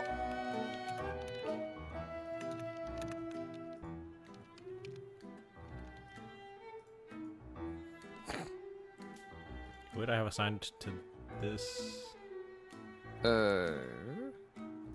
Rick, probably. Oh, Yessenia, you're up. Oh, it's Oh. her. Okay. Ah. I've already told you knights everything that I know. What more do you... Oh. Aren't you Celeste's attorney? I am? Who are you? Oh, how rude of me. I'm Jolene McCoy. I'm Celeste's mother. Wow. My mother, she's hot. I'm just gonna say this. Ryan, you're always giving me mom roles. Oh my god. Okay. Anyways. You're getting hella typecasted right now. Just, Yeah. Legitimately, You're that's kind of how the locked in. line balancing worked out this time. We're Don't locked worry, in. you have other ones in later chapters. Okay. I was at the trial this morning. I can't thank you enough for everything that you've done for my daughter. About that, do you mind if I ask you some questions from our investigation? Of course, I'll do anything I can help. Can you tell me why your husband hated mages so... God damn it, Josh! What did he do this time? quote Nike. Mommy? My god. I understand that most people dislike the nobility and associate magic with them. But on that night, it's like he was furious at Celeste specifically because she was a mage. Oh, you must have talked to Celeste. I wasn't there when the argument happened, but I can only imagine what he said to her. Do you know what happened to him? Why does he hate magic so much? Celeste doesn't know about this, but years ago, Flinhart had a sister named Effie. When I was a child, we were friends with a boy named Garrick Pierce. He was the son of the ruling noble at the time. We were all inseparable at that time. He'd always sneak into town to play with us against his family's wishes. They probably weren't too happy about that. He was quite rebellious back then. But everything changed when Garrick began learning how to use magic. One day, when we were playing together, he wanted to show off the spells that he'd learned. He was told not to use his magic without his instructor there, but he was just too excited. He began casting his spells, but something went horribly wrong. He lost control of his magic and fatally wounded Effie. We tried bringing her back into town, but by that time, it was too late. She was already gone. I'm sorry. That must have been traumatizing for all of you. The next day, the Arcane Inquisition came to investigate what happened. House Pierce used their connections to cover up what happened. They even threatened Flinhart's family into keeping it quiet. After that, the official story was that Effie had been mauled by a wolf.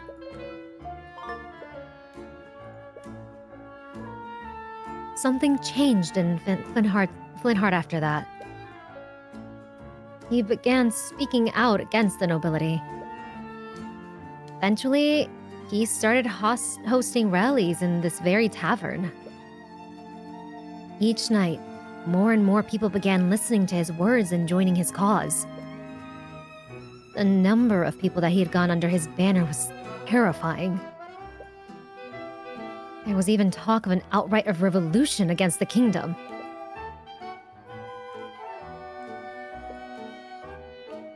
I knew how much danger he was putting himself in.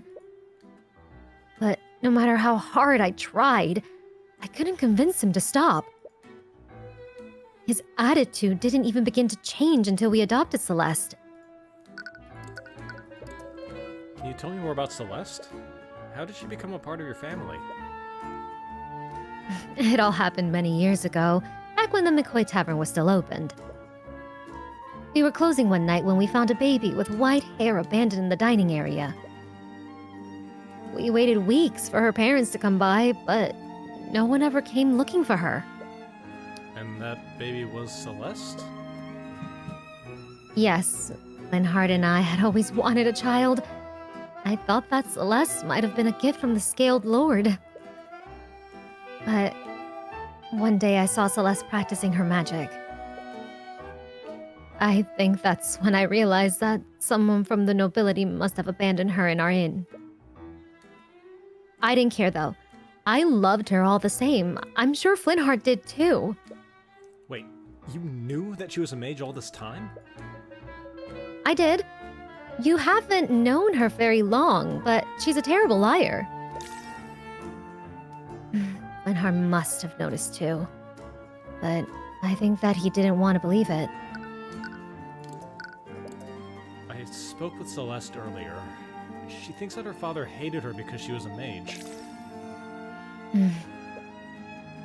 There's no way he would ever feel that way. He loved her more than anything in the world. No matter what he said to her that night, nothing would ever change that. Celeste was the world to him. When we adopted her, it was the first time in decades that I had seen him so genuinely happy. They must have been really close. More than anything. Do you want to hear a story? Celeste had just returned from her travels. She wouldn't stop talking about this foreign drink that she loved. I think it was called lotus juice or something strange like that. Well, Flinhart did everything he could to have it shipped here. He called in a bunch of favors with some of his revolutionary friends. But in the end, he was only able to get a single bottle of it. Is it really that rare? Yes. I wouldn't be surprised if it were the only bottle of lotus juice in the region. Is this the bottle that Flinhart brought? It is. Oh no. He was going to surprise her with it. I found the broken pieces next to Flinhart. Well, I found them in the dining area. That's strange. He'd been keeping it in our room so she wouldn't find it. Really? But when was the last time you saw it? Right before I left the house that night. It was right before their big argument.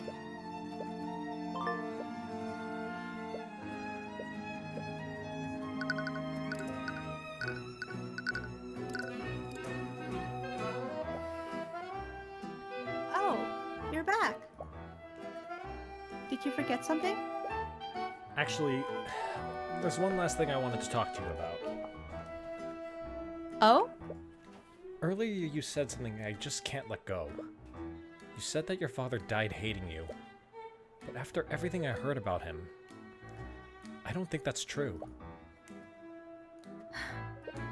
Your father loved you, Celeste, even in his final moments.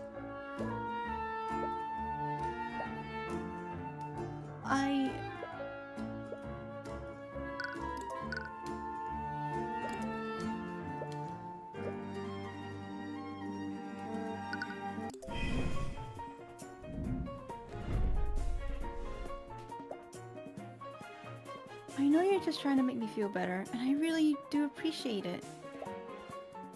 But everyone knows that my father hated mages.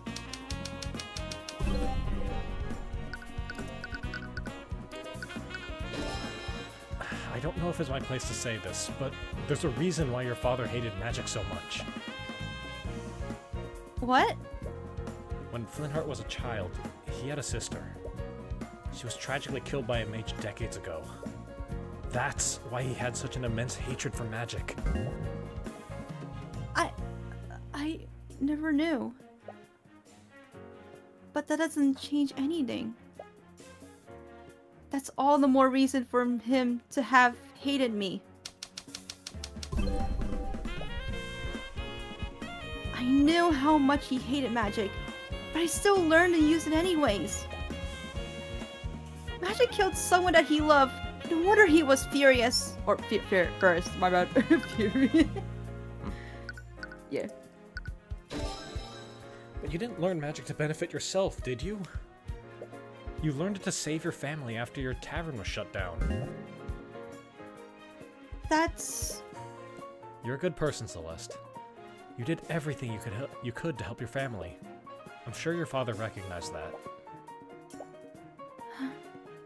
Just shut up, please. What?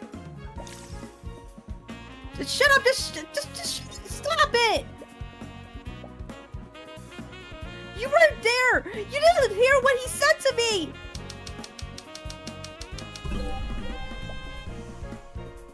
I could see in his eyes. There's no way he would ever forgive me!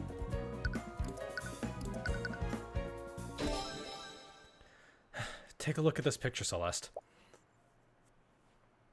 What? A shattered bottle? Wait, is that a bottle of lotus juice? Do you know where I found this? On the floor of your family's inn.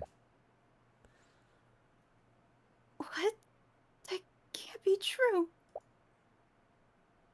I tried to find it here, but no one sells it in the Wyvern Guard? Wyvern Guard. Okay, Wyvern Guard. So English. Okay, Wyvern Guard. Your father knew how much you loved this drink. He called in quite a few favors just so he could have it imported for you. What? He did that? Your father didn't hate you, Celeste. He loved you more than anything. That doesn't change anything. If he did that all for me, it was before he knew about my secret. I'm sure he never would have done that if he knew the truth. That's not true at all. What the hell would you know about him? You barely even knew him! How could you possibly know that he felt about me? Don't you think I want to believe that he still loved me before he died? But I know the truth. There's no way he would ever forgive me for what I did. It's not just the fact that he bought that drink for you. It's also where the bottle was when it shattered. What do you mean? Your mother said that the bottle was stowed in her room before your argument. But I found the shattered bottle in the lobby where his body was. I ran into him before I went to look for you. He was going upstairs to his room. That can only mean one thing. He went to retrieve the bottle after your argument ended. What? Why would he have done it? I mean, have it. It's because he was going to give it to you, Celeste. Oh shit! Sorry, sorry, locked in. No problem. Sorry. He was gonna give you a gift to apologize for what he said to you. He was going to apologize? Your father loved you, Celeste. And as tragic as it is, he was going to try to apologize to you before he was murdered.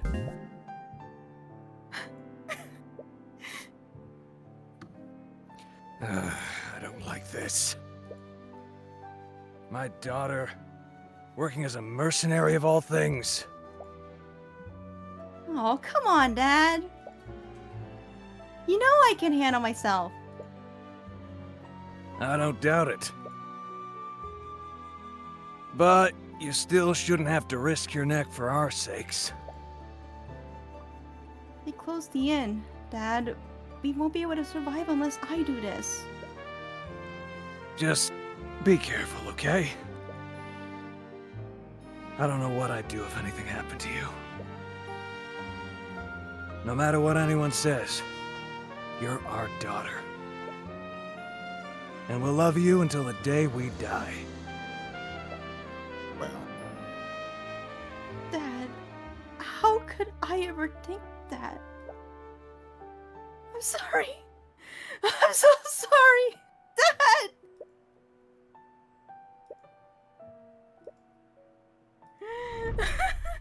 Oh my god, I that's couldn't such a go on. whiplash, just that announcer just showing up like that. ba- ba- ba- ba- ba- ba- ba- ba- ba.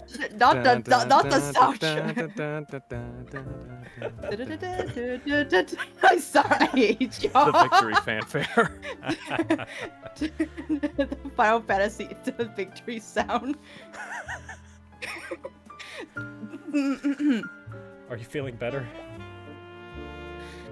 Yeah, I think I'm okay now. I've been thinking such horrible things this entire time. Thank you. But is everything really going to be okay? I'll make sure of it. I'll get justice for you and your father. It doesn't matter who stands in my way, even if they're a man, king, or god. You're completely different now. What happened to the nervous wreck before? Oh, please forget about that.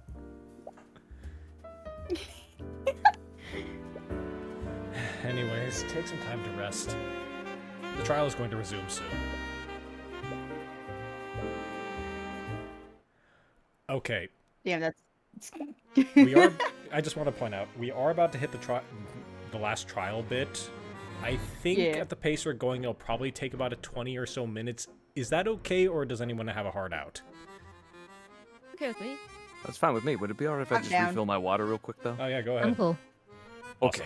Yeah, Yeah, yeah, go get the I'll upper. be back in like 30 seconds to do. Yeah. Got it.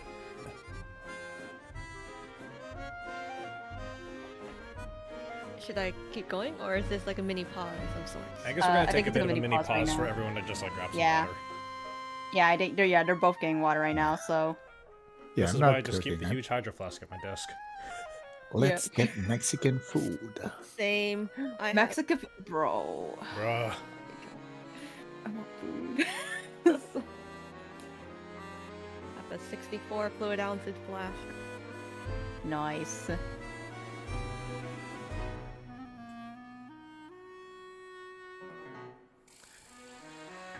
Alright, Jay, we'll look this up. Yeah. Okay, good. My playmat has been dry. Good. I spilled water on my playmat. Oh, no. Yeah. I'm. It's good now. It's dried up. So, but I think I probably need a new one at some point. Gonna get ragged. Is this We have a giant local tortilla, restaurant. Jay? There's a local restaurant that makes quesadillas with blandas. So Dear Lord. it's like a Oh, yeah. Oh, that sounds amazing. good. I want some quesadillas too. And Now I'm but since hungry. the tortillas are so big, it's not just cheese. Like they add refried beans. They add something that is called asiento, which is what's at the bottom of a pot when you make some type of roast. It usually has like little bits of lard and bacon bits, and they are mixed with the beans. And on top of that, you add like carne asada and cheese. So that's quesadilla blanda. Ryan, I Making me basically have a hard out at hungry. 8:30. Got it. I Okay. think we should be able to Well, I'm finish up hungry before again. then. Okay. Yeah. But let's get moving then. Let's do this. Let's do this. Look, Leroy! Jenkins! At least have chicken. Chicken. Chair. Has Pierce told you all the details, Mr. Rudolph? Will you remember them? Yes, I pride myself on my Eidetic. eidetic memory. This is clearly my first language. Just so there are no misunderstandings.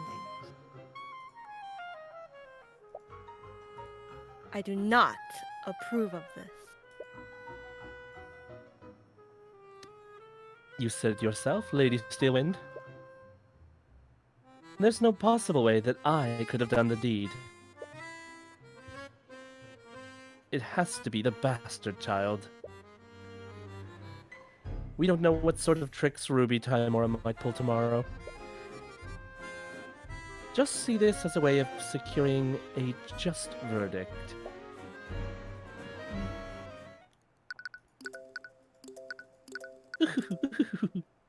Oh my lord. Did that laugh? Hello, Cuthbert. Oh, hi, Miss Tymora. You're a lot less jumpy than you were yesterday. I'm glad to see that you're finally getting used to things. So, what did you find in your investigation? There aren't a lot of clues that point to what actually happened. Yeah, I know a lot of details about the crime scene, but nothing about the crime itself. That means I'll have to rely solely on pointing out contradictions in the witnesses' testimonies. Being reactive to the prosecution's moves is a valid strategy. Honestly, I think it was a miracle that you got the commander to cooperate with you at all.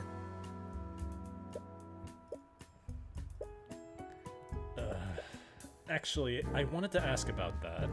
Did something happen between you and Commander White?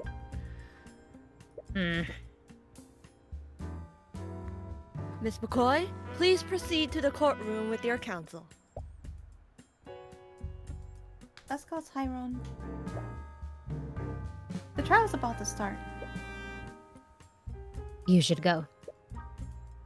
The judge is waiting. Right.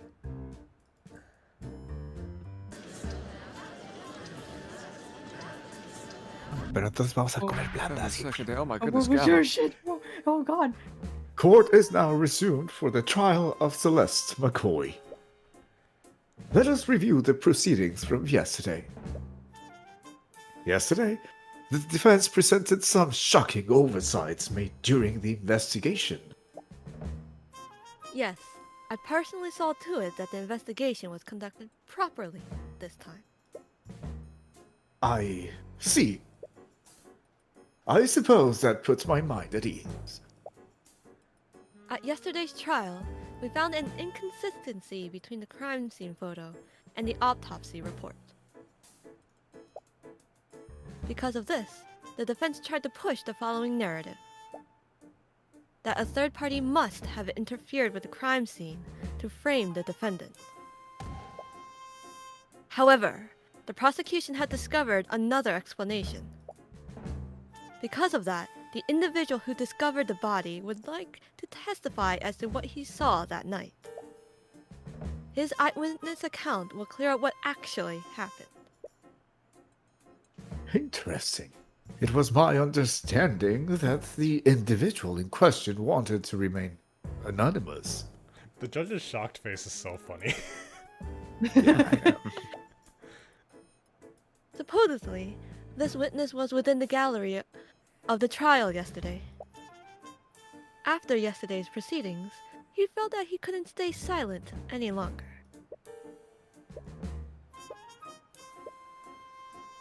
Very well. Very well. Let's hear from this witness. Witness, please state your name and occupation for the court. My name is Reginald Rudolph. I'm a chauffeur for the equine variety of the equine variety. Whoosh. I am terribly sorry, but I am unfamiliar with that profession. He means to say that he's a carriage driver. Oh, I see. But in any case, it is my understanding that you found the body. Am I correct, Mr. Rudolph?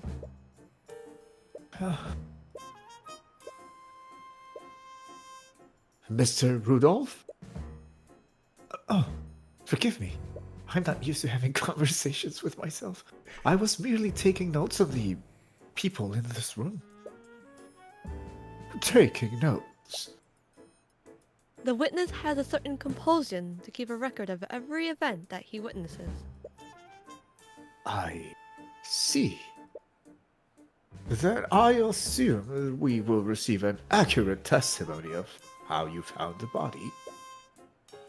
Actually, I witnessed much more than that. I saw the crime as it was being committed. And I wrote down everything that I saw. What? That is quite the claim. If that's true, why did you choose to remain silent until now?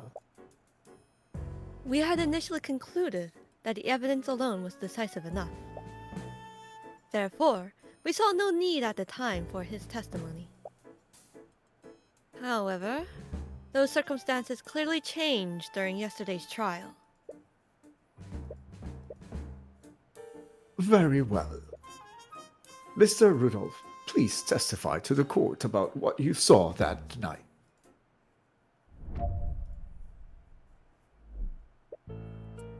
I was transporting a client in my carriage that evening. We were driving by the McCoy Tavern when we heard a disturbance. This occurred at 1:28 a.m. Worried that something was amiss, I walked into the establishment to see what the commotion was about. There I saw the defendant. She was lit by the blue glow of the dining room lights. She had stabbed Mr. Flinhart McCoy and was channeling magic into her sword. She removed her sword from Flinhart's back, and as she slowly turned to face her, she stabbed him again in the front. She soon realized that I had witnessed her heinous crime. She let the body fall off to the ground and fled the scene. I don't know that word. Heinous? Heinous. Heinous? Hyenas. Sure. Hyenas. That works. Incredible. I love it. Great. Incredible again. If everything occurred as the witness described, then I see no room for debate. Of course. The evidence has always been irrefutable. Celeste, did you see this man that night? No, This is my first time meeting him. And I didn't see him when I ran out of the tavern that night. So, he has to be lying. Does that mean he's the one who killed my dad? It's hard to say right now, but it's definitely a possibility. The defense may now begin their cross-examination.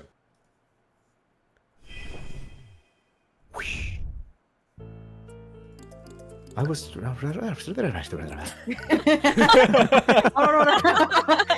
Fast forward. Mr. Rudolph, you testified that you saw my client murdering the victim, and you supposedly saw her casting magic while doing so? Yes? I could never forget such a grisly sight. That moment was burned into my memory. Well, it's funny that you say that. Oops. How so? Because your entire testimony was a complete lie! What? Are you accusing the witness of perjury? Surely you know that such accusations can't be made lightly, Mr. Cuthbert. My accusation is far from baseless, Prosecutor Steelwind. Take a look at this report. The dining room lights are artificery devices that are powered by an arcane power cell. However, that same arcane power cell was broken during the time of the murder. The dining room lights had no energy, and the room would have been pitch black. The witness couldn't have seen anything, much less a homicide. Wait, I can explain. There's no need, witness. You could have easily seen another source of light. Perhaps one of the McCoys lit a candle because of the blackout. The witness clearly described a source of blue light. A candle or a lantern wouldn't emit a color like that. Then the witness was clearly mistaken. The witness records everything he sees in his notebook. He even remembers the exact times that each event occurred. So why would he be incorrect about such a clear and obvious detail? That's not so clear and obvious. No. What the witness saw was clearly some form of magic. And due to the lack of power, it couldn't have been artificery. It must have been an arcane spell. That's it! What is it, witness? I must have made an incorrect assumption. Please, allow me to revise my testimony. What do you think of this, Prosecutor Steelwind? If the witness wants to revise his testimony, then I see no harm in obliging him. And you, Mr. Cuthbert? If he thinks he saw something different, then it's only fair to hear him out.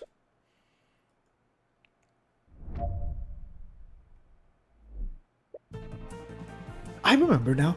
Yesterday, it was revealed that Flinhart was killed using magic, right? It must have seen Flinhart's daughter channeling a magic spell. This spell was called Mage Blade, am I correct? That's it!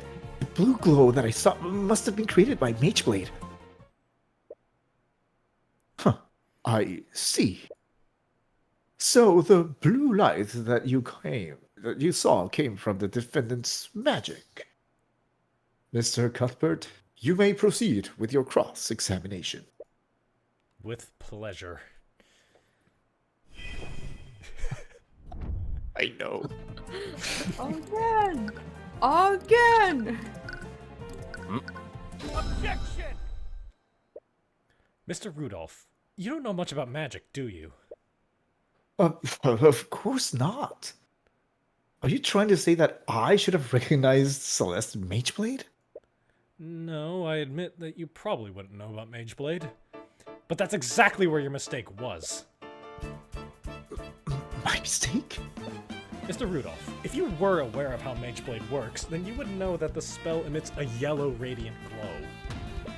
Which means the blue glow you saw couldn't have possibly been Mage Blade. This is ridiculous. I'll grant you that the witness clearly remembers seeing a blue glow. But what significance could such a minor detail have? It's extremely significant, Prosecutor Steelwind. If the witness did see a blue magical glow, then he must have witnessed another spell at the scene. Preposterous! You don't have any evidence to back up that claim. The blue light made a large impression on the witness. He wrote it down in his notebook, and he specifically mentioned the color. There's no way he could have been mistaken about something like that. So what did you really see, Mr. Rudolph? Did you see my client at the scene casting a spell that she couldn't possibly cast? Or did you see another mage at the scene? Well, Your Honor, the defense has no right to accuse a witness like this. Let me remind you that perjury is a crime, Mr. Rudolph. If you are found to have lied in your testimony, you will be prosecuted. wait, please.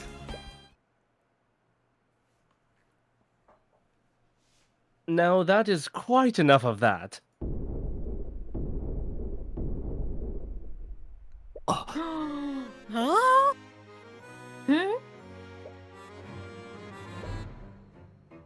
Oops. I will not stand by while you harass my servant. Pierce, we discussed this. There is no need for you to take the stand. Nonsense. I have nothing to hide. And if you had done your job properly, I wouldn't have needed to intervene. What is the meaning of this, Miss Steelwind? Who is this man? This is Garrick Pierce, Your Honor. That is Lord Garrick Pierce to you, Steelwind. God. No. I am the honorable heir to the Pierce noble house. In any case, I must apologize. I'm afraid that these misunderstandings are entirely my fault. What do you mean? You see, Rudolph wasn't the one who witnessed the crime that fateful night. It was me. I was the one who witnessed the crime. I had my driver report the body so that I could remain anonymous. What? Are you saying that you had Rudolph lie for you? I simply dictated to him what I saw and had him repeat that to law enforcement. It simply wouldn't do for a member of the nobility to appear publicly in court. Lord Pierce. Regardless of your intentions, this is a very clear act of perjury. I understand, and I will accept the consequences of that. But I would be remiss if Rudolph's shoddy testimony allowed that girl to escape her crimes. Please, let me testify as to what I saw that night. Very well. This is highly irregular, but I believe the court will benefit from hearing your testimony. However, know that this misconduct has hurt your credibility. Very well.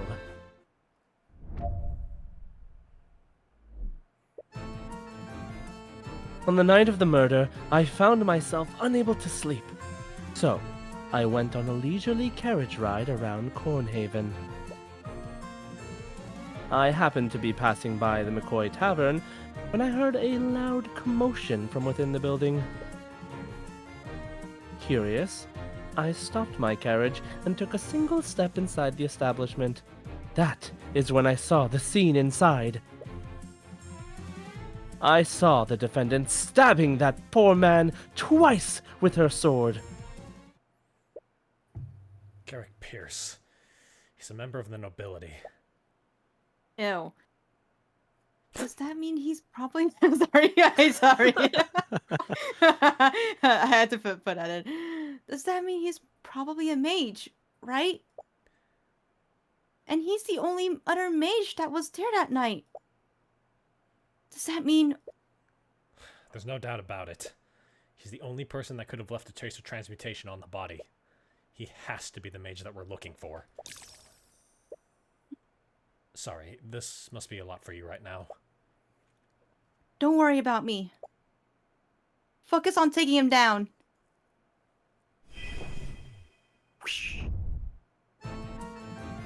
Unrelated to the murder, I found myself unable to sleep, so I went literally. Amazing. Great job. Splendid performance. I love those. Wick. You saw the entire scene from the tavern entrance? It'd be quite dark considering that the lights weren't operational, even if my client were using Mageblade at the time. Of course, I'd forgotten that detail. I couldn't see what was happening, so I used my magic to illuminate the scene. You used magic at the crime scene? Yes, I remember it clearly. I conjured a blue light to illuminate the scene. That same blue light must have been what my driver saw. I thought that Rudolph didn't witness the crime at all. If I had to guess, Mr. Rudolph must have seen the blue light from the carriage. He must have made that detail a part of his testimony earlier. But anyway, which spell did you use to illuminate the crime scene? It was the Conjure Light spell. Your Honor, if the witness will use magic at the crime scene, then I'd like for his spell compendium to be added to the court record. I see no reason to invade the witness's privacy over a trivial illumination spell. I agree. The defense would need a stronger reason to requisition the witness spell compendium. Right you are, Your Honor. Your wisdom is truly fitting of your station.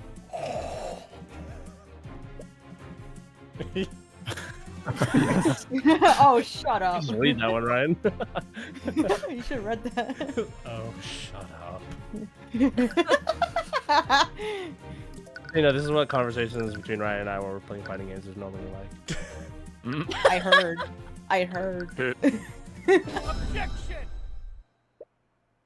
Lord Pierce, you said that you illuminated the scene from the tavern entrance, and you only took a single step into the building.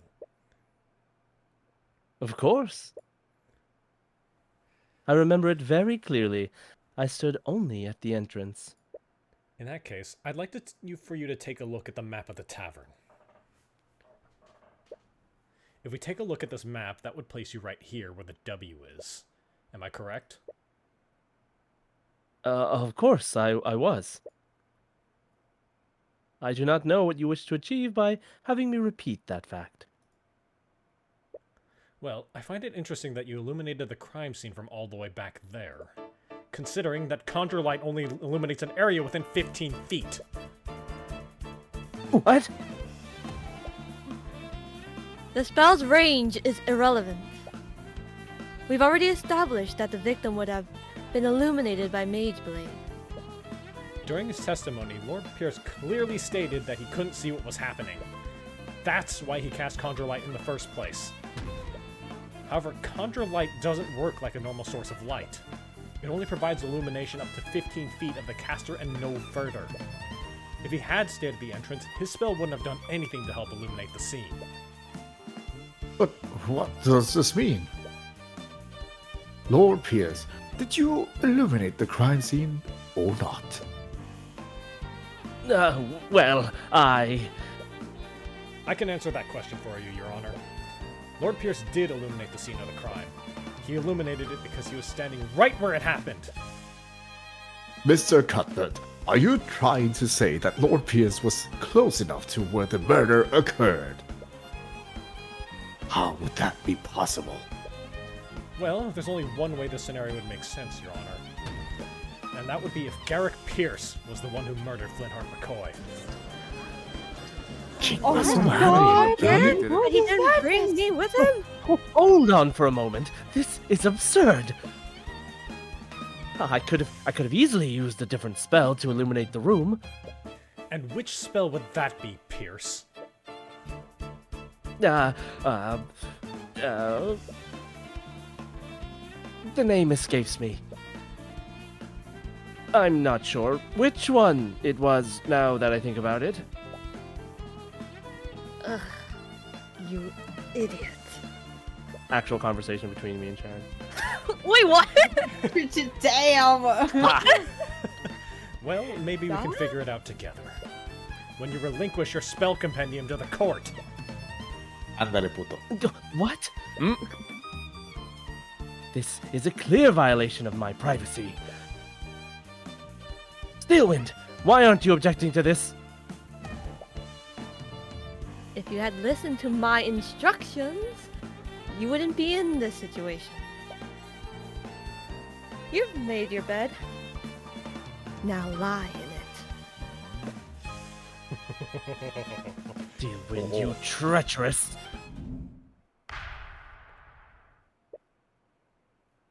Enough.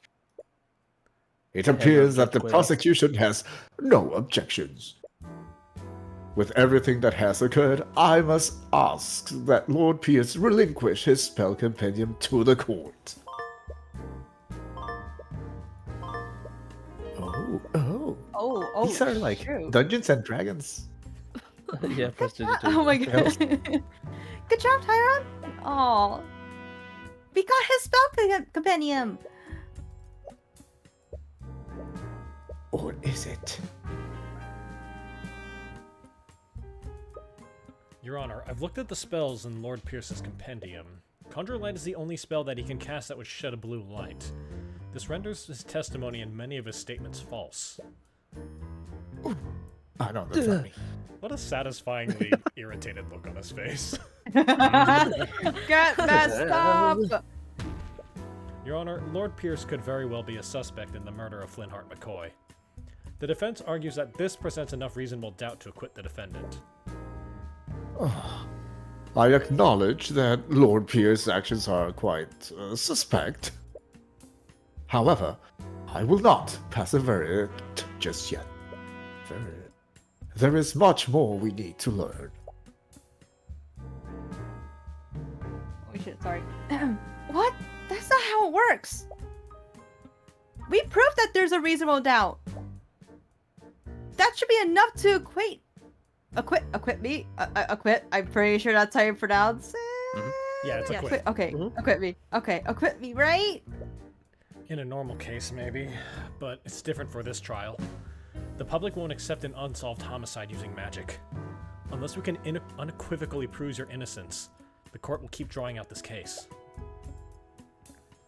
What? But that's not fair. That's just how the system works. Our court system doesn't exist to exact justice. It exists so that the kingdom can save face. No. However, the court will be suspending the trial of Celeste McCoy until further notice. That is, until Lord Pierce can be investigated as a possible suspect. Very dramatic. I think. Objection! Hey, yo. Huh? Huh? A possible suspect? The very idea of that is preposterous, Your Honor. Let's revisit the basic facts of this case, shall we? Flinhart McCoy was murdered using a blade with a transmutation spell active on it. Mr. Cuthbert, why don't you tell me the spells that Lord Pierce knows? Alright. His spells are Prestidigitation, Conjure Light, Conjure Water, Frost Wave, and Shape Liquid. Wait. You've realized it too, haven't you? Lord Pierce doesn't know any transmutation spells that could be channeled through a solid object. What? That can't be right. Oh my god, You're what not the gonna- hell? Oh, this Maybe is Johnny.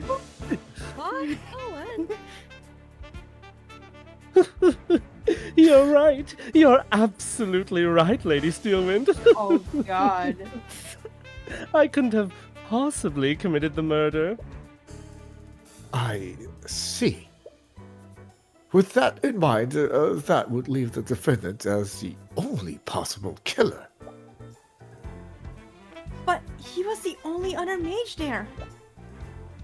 He has to be the real murderer. He doesn't know any transmutation spells that can affect a solid object. We can't prove that he stabbed him while casting magic. Wait a minute. How did he do it then? Wait.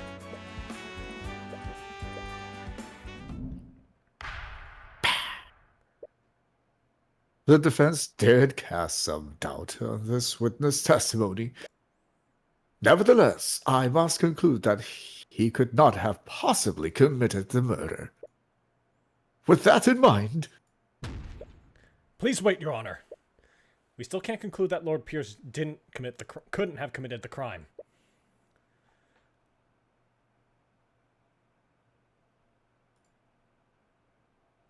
What are you on about? Lady Steelwind said it herself, you commoner. I don't know any spells that can be channeled through a metal blade. You didn't use a metal blade, did you?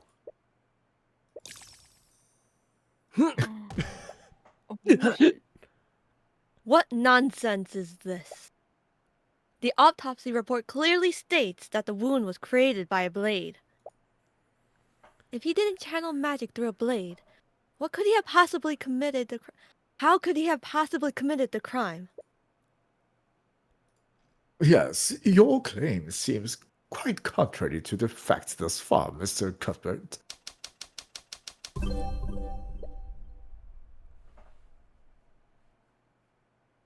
Which spell could Lord Pierce have possibly used to kill the victim?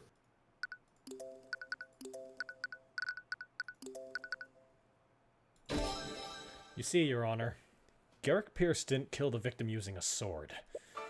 He killed him using an object shaped exactly like a sword. What? I'm afraid I don't quite understand, Mr. Cuthbert. I'd like for the court to take a look at Lord Pierce's spell compendium. Garrick Pierce knows a seemingly insignificant spell called Shape Liquid. With it, he can control a body of water and shape it into any complex shape he wants. Then he can freeze that liquid, maintaining its current shape. A shape like a sword. What? No. Is it possible that he... What do you have to say for yourself, Lord Pierce? What do I have to say?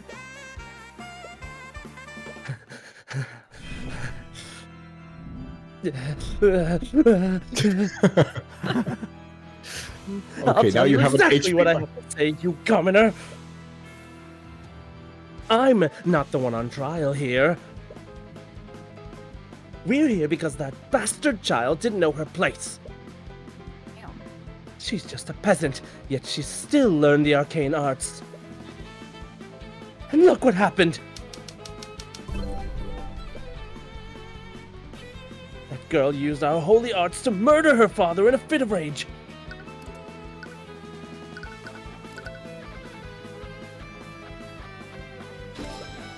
And pray tell, did you see everything? If you recall, you testified that you only took a single step inside the inn. But you would have needed to be within 15 feet to see my client with Conjure Light. This again? If you're going to keep treading on that one detail, then I admit it, I stepped further into the inn. I kept that detail out of my testimony. All because I knew that you'd use it to cast suspicion on me. That's Lord right, I Pierce. love lying. You didn't just keep that detail from your testimony, did you? You testified the opposite. That makes you guilty of committing perjury. No, I mean... Oh, you miserable wretch! And let's not stop there. For your story to be true, you would have needed to be within 15 feet of my client. According to your testimony, my client had just finished committing a murder. Wouldn't she have noticed you? If you were that close, then you would have surely been close enough to apprehend her. So why didn't you? Don't you have a duty to your citizens? Shut up! Shut your dirty peasant mouth! That woman was armed. I had no reason to put my life in danger. She was wielding her sword after the murder.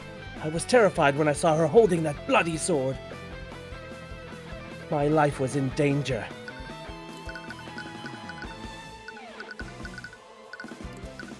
Now we split. But that can't be right, can it, Lord Pierce? This photo of the crime scene shows that the sword was left in the victim's body. How could she still be wielding her sword if she left it there? What? Oh, damn you! Damn you! Steelwind, why aren't you saying anything? What?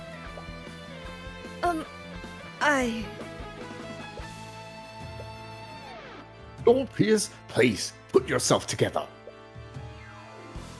How can I remain calm when this charlatan is trying to frame me?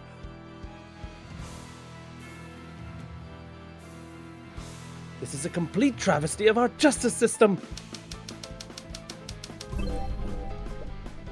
I came here to reveal the truth and testify against that criminal. And what do I get instead? Slander from some lowly defense attorney.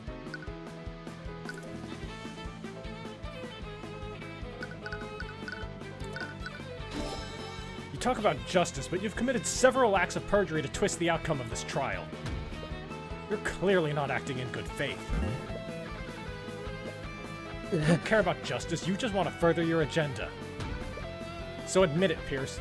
You created a makeshift sword using shaped liquid and you used it to impale Flinhart. You shoved my client's sword into the wound while the remnants of the real murder weapon evaporated. It was a perfect crime, wasn't it?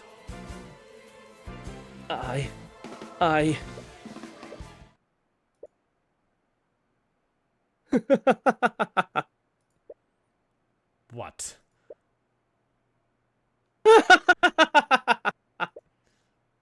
Lord Pierce?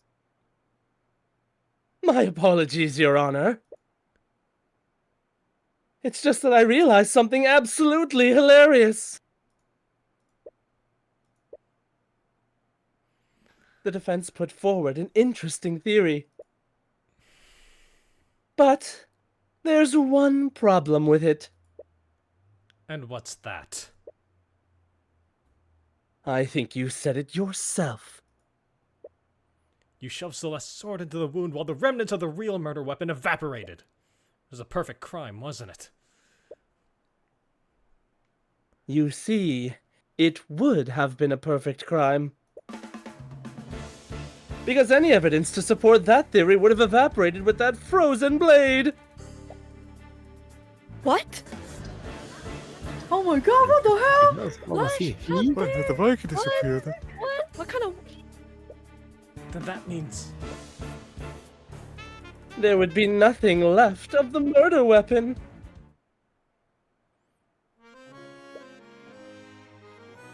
You've spun quite the tale here today. But in the end, you don't have a shred of evidence to support it, do you? You have nothing on me!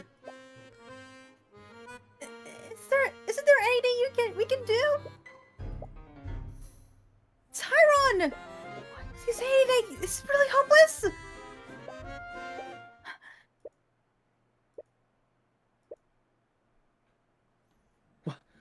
What is this?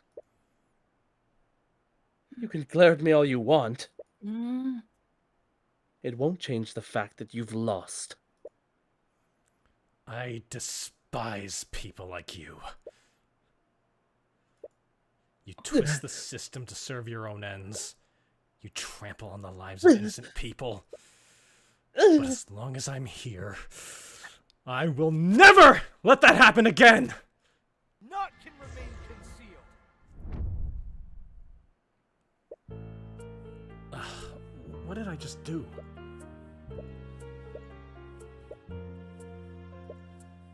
I can't believe that peasant pushed me this far.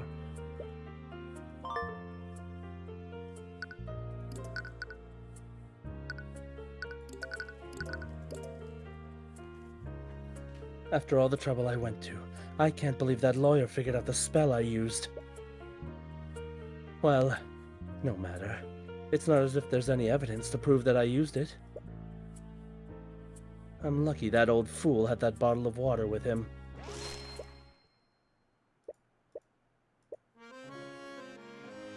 Well, then. As riveting as this has been, I believe it's time for me to take my leave.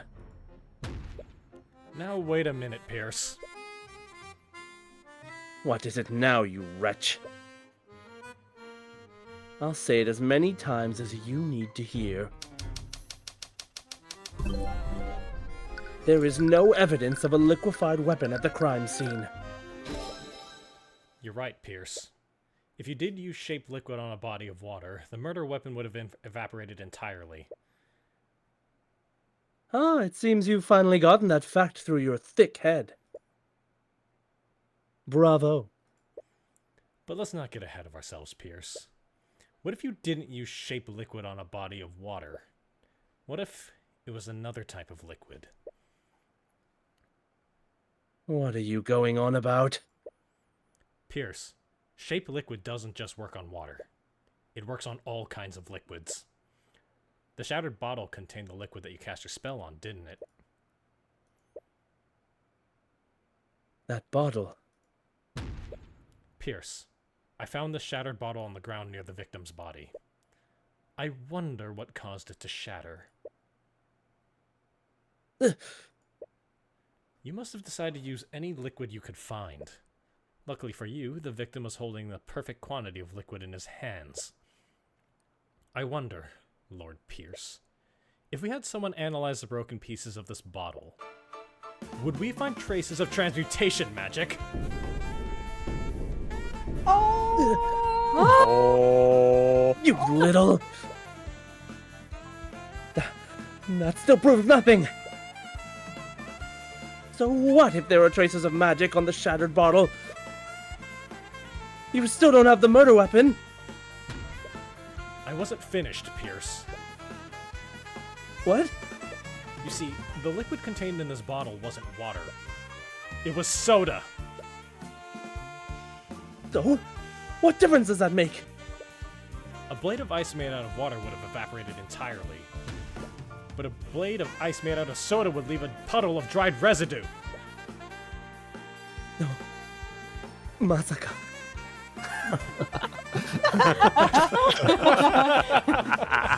Yeah, put it in there. I'd wondered why there was such a circular trace of magic under the body. If we check the outline of that trace, I bet we'd find a dried puddle of soda residue. That would prove that you used your magic on that soda. There is your murder weapon, Pierce. And that's checkmate. He said the thing! Oh my god! He's Japanese. Baliff! Tell Orym to analyze the crime scene at once. We must determine if this puddle of soda residue exists. The time window to find traces of magic is closing.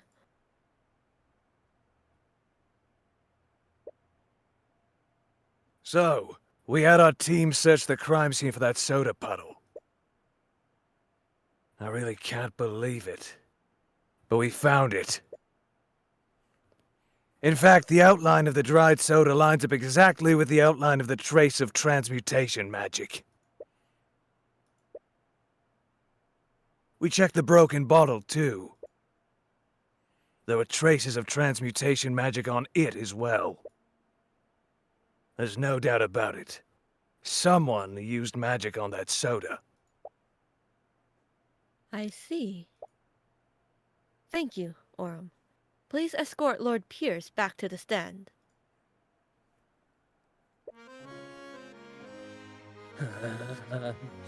What do you have to say for yourself, Pierce?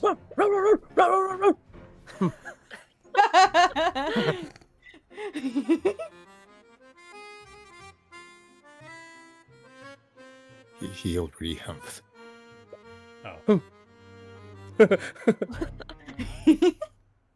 What do you think you've accomplished here today? Do you honestly think you can indict me? I'm an aristocrat from the highest echelons of our society. That fool of a man was an insurgent. He was a threat to society, and I did my civic duty by removing him. Objection!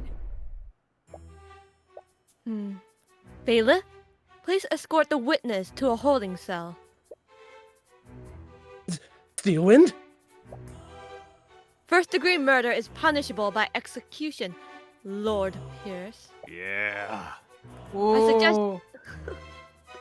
I suggest you remain silent, lest you incriminate yourself further.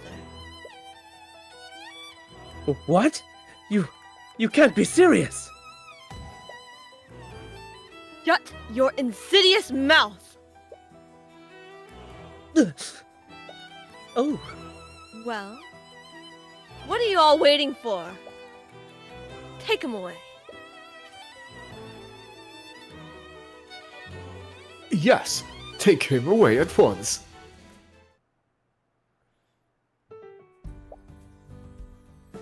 I can't believe it. We actually won. Tyrone, You don't need to say anything. Your face says it all. Thank you. You've more than exceeded my expectations today. Miss Tymora. I'll be honest. When I realized that the murder weapon evaporated, I thought that the case was shot. I can't believe you were able to turn that around. It was just luck. If he had used water, we would have been done for. It had nothing to do with luck. You were able to deduce which liquid he used. And you did it just by looking at a few shards of broken glass. Your skills of deduction never cease to amaze me. You all are quite lively. Please, there's no need for such hostility. Though, I wouldn't expect any less from the Hound of the Eye Taker.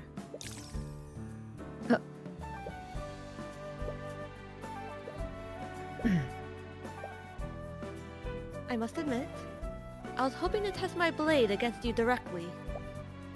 However, your protege proved to be a worthy adversary. Thank you? Is this some kind of game to you? You talk about trials as if there's some kind of competition. Your action almost condemned an innocent woman to death. Our system operates by having two powers of opposition. When those powers are balanced, justice prevails. Make no mistake, your victory today was just our system working as intended. Working as intended?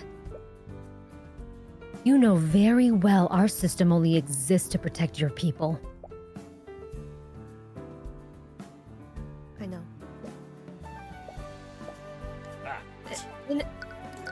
Hold on a second.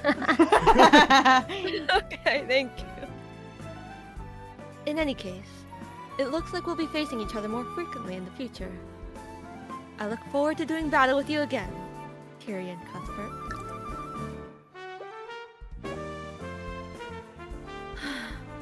well, that kind of killed the mood, didn't it? Not at all. I think we should celebrate. Oh? What do you have in mind? There's this amazing restaurant in the upper quarter of the capital city. They sell glandas. Hey, They barbecue. Mm. Hey, barbecue. All you can eat. Oh my god. They usually only serve nobles, but they let anyone in if they have enough gold. Wait, do we have enough gold? Of course we do. Don't worry about the details. I'll handle everything. But you're rich. Baddie. Baddie, she a baddie. And Yeah. so began my journey into the world of law and magic. The justice system is rotten to its core, and I'll have many trials ahead. Regardless, I'll keep fighting on and get justice for every one of my clients. Oh, Yay. Yeah, bae. We did it. Cool. cool. Episode end. Since we have people with a heart and I- oh. I What? actually Who is have. this? Oh wait, Eh? I think that's Eris. Oh. Oh, this is Eris? Okay. Yep, Sharon, go crazy mode. Have fun. This feeling. I knew it. His radiant soul has finally awakened. Can't believe it. I've been waiting for so long. Can't wait for the day when I can see his eyes draped in agony. Okay. That's where I we're can gonna fix her. left off, bro. Oh. What a cliffhanger. Wow. Wow. I don't want her to be fixed. So. I just want to let you guys know that during that time when my character went crazy, like right around then is when it hit 8:30, and I was Yeah. holding my sleeping baby the entire rest of the act. Oh Aw. my god, I am so sorry. Aw. Aw. I think for Funny. future You didn't wake chapters, I'll up. probably have to definitely split those up into two each. Okay. Yeah, all good. That's good. 50% cliffhanger. I like probably it. means Keep we're it gonna to have, which probably means we're gonna have to go back and reevaluate what the line distributions look like at that point. Oh no. Mm. I mean, Okay. unless everyone just agrees to have like a 3-hour like block instead, if that's what you gauge it off of. I'm fine My with that. concern is that I'm this okay was the with that. shortest chapter. Oh. Oh. Mm. Oh. Yeah, and because we like to take our time and have fun with it sometimes, right? Yeah. So Yeah. Yeah. yeah, that sounds good to me. Yeah. Thanks for having us. Indeed. Yeah. Yeah, Thank for, you, for Rion. Really for fun. agreeing to this. This Yeah. was. I was looking forward to doing No. this so much. This was so much fun. It was It really was fun. Thank you for having us. Oh. Okay, not gonna lie. Whoever said the panty shit in Oh Gosh. my god. My goodness. Wait, what? What are you talking? What, that was. I was in character as Garrick. I know, but like, I Now the never characters- thought about As that. the Inquisitor about to drag you off. Garrick's a creep, but not in that way. Man, you don't so know. many clippable moments. worries. Thank you, everyone. Either way, He's Garrick is literally where best he friends with the mom. belongs. On a chopping block. Oh god. Finally, I get to have some fun at my job. Hell yeah. Okay. So, can I plug something real quick Go before we ahead. go? Go for it. Okay, so the little avatar that you see lighting up when I speak is a character that has question marks when you meet him for the first time, and if you decide to talk to him further, then you can find out his name and the rest of his story. The game To Grant a Wish is a visual novel where you can date people from several genders, and you can decide your own gender and pronouns. It'll come out in just a few days, so yeah, I'll be voicing question marks to be released soon. Thank you. Let's go. Let's go! Yay! Yay, Quibas! Yes. Yay, Quibas! Let's go.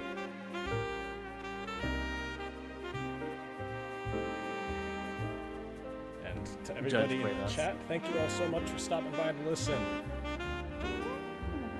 Yeah, thank you for having Thank you, us. chat. Thank Thank you. you. Thank you. Thank you. Stay beautiful, Thank chat. Stay cool, chat. Stay Stay cool. cool. Stay cool. Stay cool. Stay awesome. Face your Hell yeah. Who should I raid? You have the power. Yeah. The power's in your hands. Sorry, I've been listening so much of Epic the Musical, the this year's song, and I just can't stop listening to songs. Dang. Nothing wrong with that. Yeah, like bro, it's so freaking good. I'm too hooked in it. I'm too deep in this.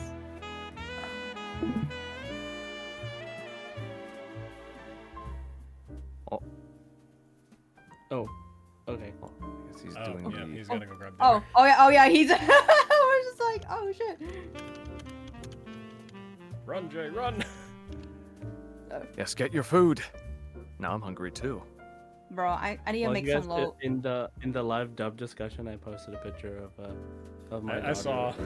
I saw. Wait, So hold on, cute. What, He's I haven't so seen. Adorable. Oh. I love the face. Or reference Judge's face similar to my daughter's face. Oh. I feel like especially that second one. The eyes. The side eye. Like, that is a 1-to-1 comparison right there. That is perfection. Bombastic side eye. Side eye. Bombastic side eye. All right. Oh, so I need yeah, to make this- some low my gal. I'm gonna take another look. I'm gonna take another run through episode 2 myself sometime this week, and I'll just try to see what goes on there. I hope Okay, your so sanity next remains time- intact. Next time is it's gonna be a while, right? The idea was to go to next Saturday unless we got like 2 or more people out. Right. I think I can do next Oh. Saturday, but then I can't do the one after that. Okay. So I guess Oh wait, for that wait. little Actually, bit- I maybe can. Never mind.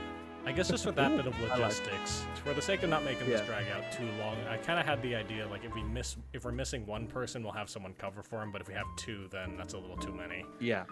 Yeah. That makes sense. Okay. Alrighty. So we'll chat about it. Yeah. Bye, This was guys. fun. It was Yes, fun. very Thank fun. you. Thank you. Thank you. Thank you so much for arranging Thank you all for this. having us. Thank you. Alright, goodbye. Thank you, Bye bye. Bye. Take care, everyone. Take care. You take care as well.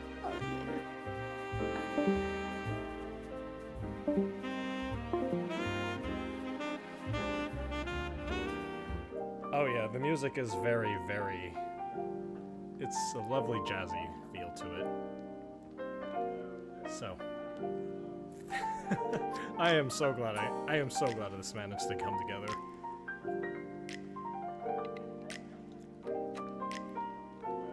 Oh. I closed VTube Studio on my phone.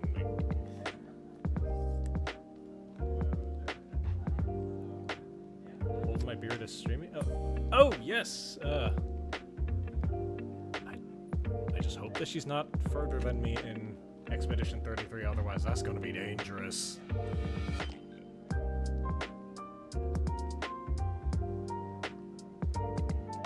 She might be further than me. Nope, she's not further than me. Okay, we're safe. So let's go say hi to Hannah Beer. So, voice actor and a streamer I've seen a few times in some of June's classes. So let's go say hi, and I will see folks tomorrow. And we'll hopefully have another one of these episodes up next Saturday. Until then, have a lovely evening.